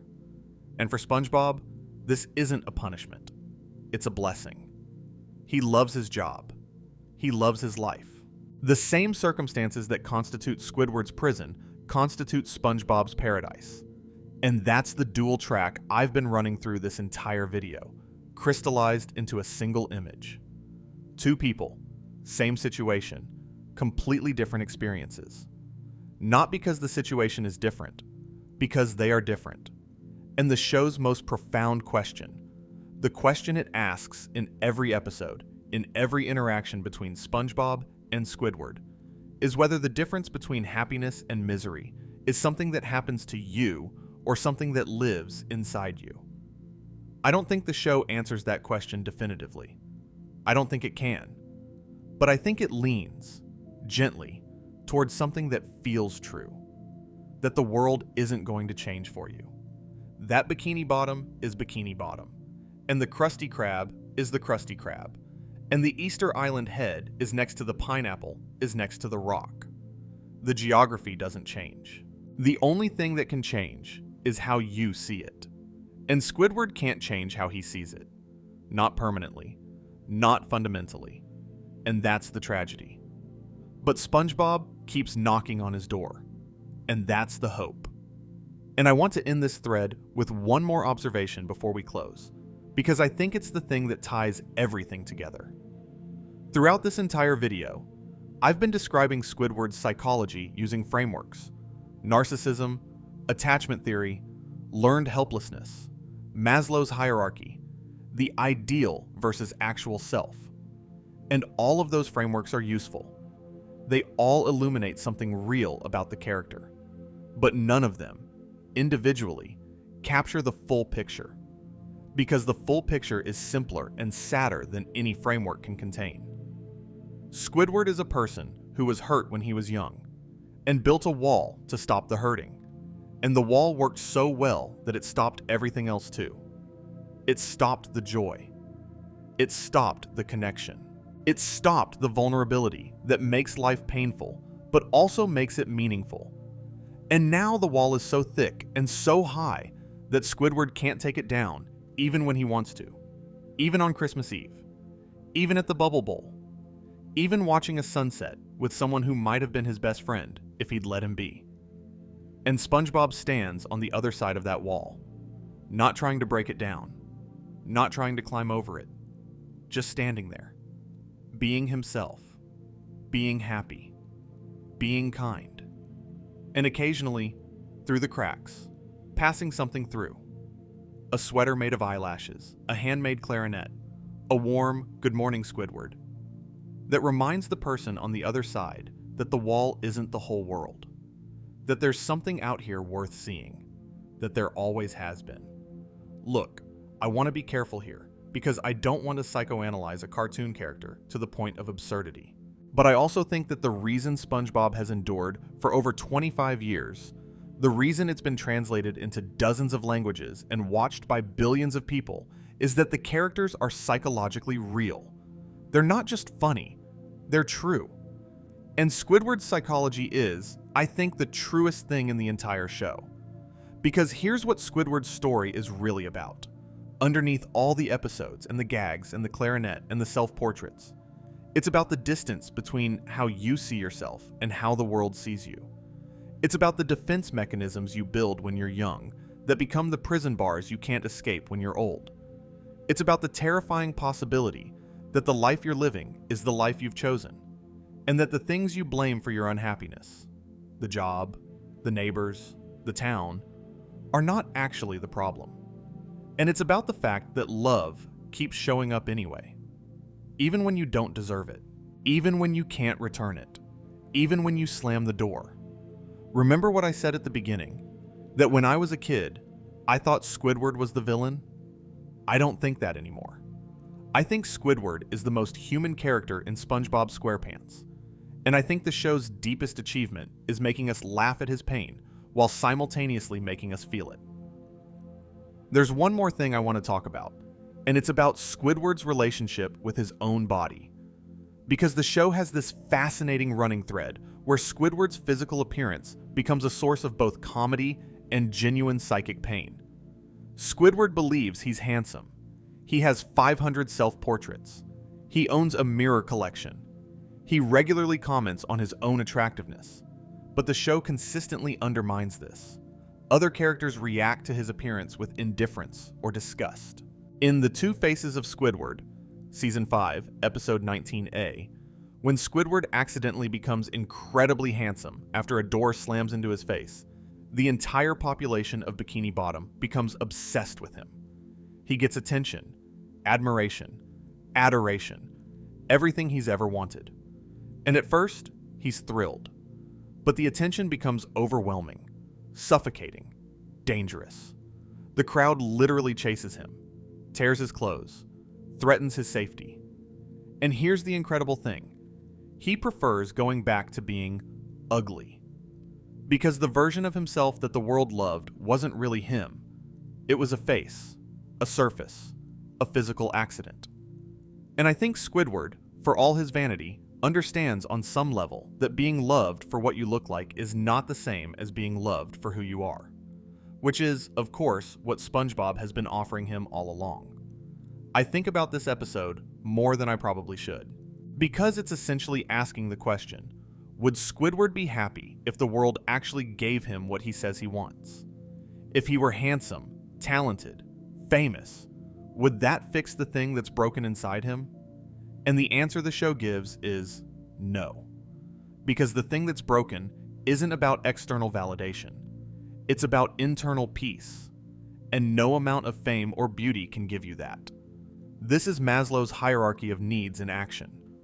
Squidward is stuck on the esteem level, craving recognition, respect, status, admiration, because he never fully resolved the belonging level underneath it. He never learned that he was lovable. He never internalized the lesson that the kid at the garbage cans needed to hear. You're okay. You're not too much or too little. You belong here. And you know who keeps trying to teach him that lesson? SpongeBob. Every day. With every annoyingly cheerful, "Good morning, Squidward." With every unsolicited hug. With every homemade gift. SpongeBob is the living embodiment of belonging, standing next to a man who's never felt like he belonged anywhere. I want to talk about one more psychological concept before we start bringing this all together, and it's attachment theory, because I think it's the final piece of the puzzle. Attachment theory, developed by John Bowlby and later expanded by Mary Ainsworth, describes the patterns of emotional bonding that form in early childhood and shape how we relate to others for the rest of our lives. There are 4 main attachment styles: secure, anxious, avoidant, and disorganized. And based on everything we know about Squidward, I'd argue he has a classic avoidant attachment style. People with avoidant attachment tend to be emotionally self-sufficient to a fault. They've learned, usually in childhood, that other people are unreliable, that reaching out for connection leads to rejection or disappointment. So they stop reaching. They build walls. They pride themselves on not needing anyone. They maintain emotional distance in all their relationships. They dismiss the importance of connection, even as they secretly crave it. Sound familiar? Squidward doesn't let people in. He keeps SpongeBob at arm's length, even though SpongeBob has proven, over and over and over, that he's reliable, loyal, and genuine. Squidward doesn't have close friends. He doesn't have romantic relationships. In the entire run of the series, there's exactly one episode where he goes on a date, with Squilvia in Love That Squid, Season 7, Episode 21B, and he's so nervous that he needs SpongeBob's help just to get through it. He doesn't maintain relationships with his family. He's essentially a social island, surrounded by water but refusing to build a bridge. And SpongeBob, by contrast, is securely attached. He forms bonds easily, maintains them effortlessly, isn't threatened by rejection, and recovers quickly from disappointments. When SpongeBob reaches out to Squidward and gets rejected, he doesn't withdraw. He doesn't stop trying. He doesn't interpret the rejection as evidence that he's unlovable. He just tries again tomorrow. Because securely attached people can tolerate rejection without it destabilizing their sense of self. And the dynamic between an avoidantly attached person and a securely attached person is one of the most common and most painful relational patterns in human psychology. The secure person keeps offering connection. The avoidant person keeps pulling away. The secure person interprets the pulling away as a challenge, not a rejection. The avoidant person interprets the continued offering as a threat. And they orbit each other, endlessly. The secure person always slightly too close, and the avoidant person always slightly too far. That's SpongeBob and Squidward. That's the entire show. And the fact that this dynamic never resolves, that Squidward never becomes securely attached, that SpongeBob never gives up, is both the comedy and the tragedy. It's funny because the pattern is recognizable and absurd. It's tragic because the pattern is recognizable and real. I want to also mention something about Squidward's dreams, because the show gives us occasional glimpses into his unconscious mind, and they're always telling. In Sleepy Time, Season 1, Episode 15. A. First aired January 17th, 2000. SpongeBob enters the dreams of various characters, and Squidward's dream is of himself performing clarinet at a sold-out concert hall with a massive audience adoring him. That's it. That's the dream. Not wealth, not power, not revenge on SpongeBob. Just recognition. Just an audience that appreciates his art. And when SpongeBob enters this dream and disrupts it, as he does, the audience turns on Squidward. They start laughing at him. And this is Squidward's deepest fear made visible. That the audience he craves will reject him. That the recognition he's built his entire identity around pursuing will turn to ridicule. And even in his own dream, even in the space where he has total control, he can't prevent this from happening. Because the fear is stronger than the fantasy. And that's the thing about Squidward's psychology that I think is most heartbreaking. He can't even dream without the fear of failure intruding. His anxiety follows him into his unconscious. There is no safe space for Squidward. Not his house, not his art, not even his sleep. The only moments of genuine peace he experiences are the ones he doesn't control. The accidental kindnesses, the forced adventures, the moments where SpongeBob drags him into joy before his defenses have time to activate. And maybe that's the lesson. Maybe the show is saying that for people like Squidward, for the avoidantly attached, the narcissistically defended, the chronically disappointed, happiness can't be planned. It can't be pursued. It can only be surprised by.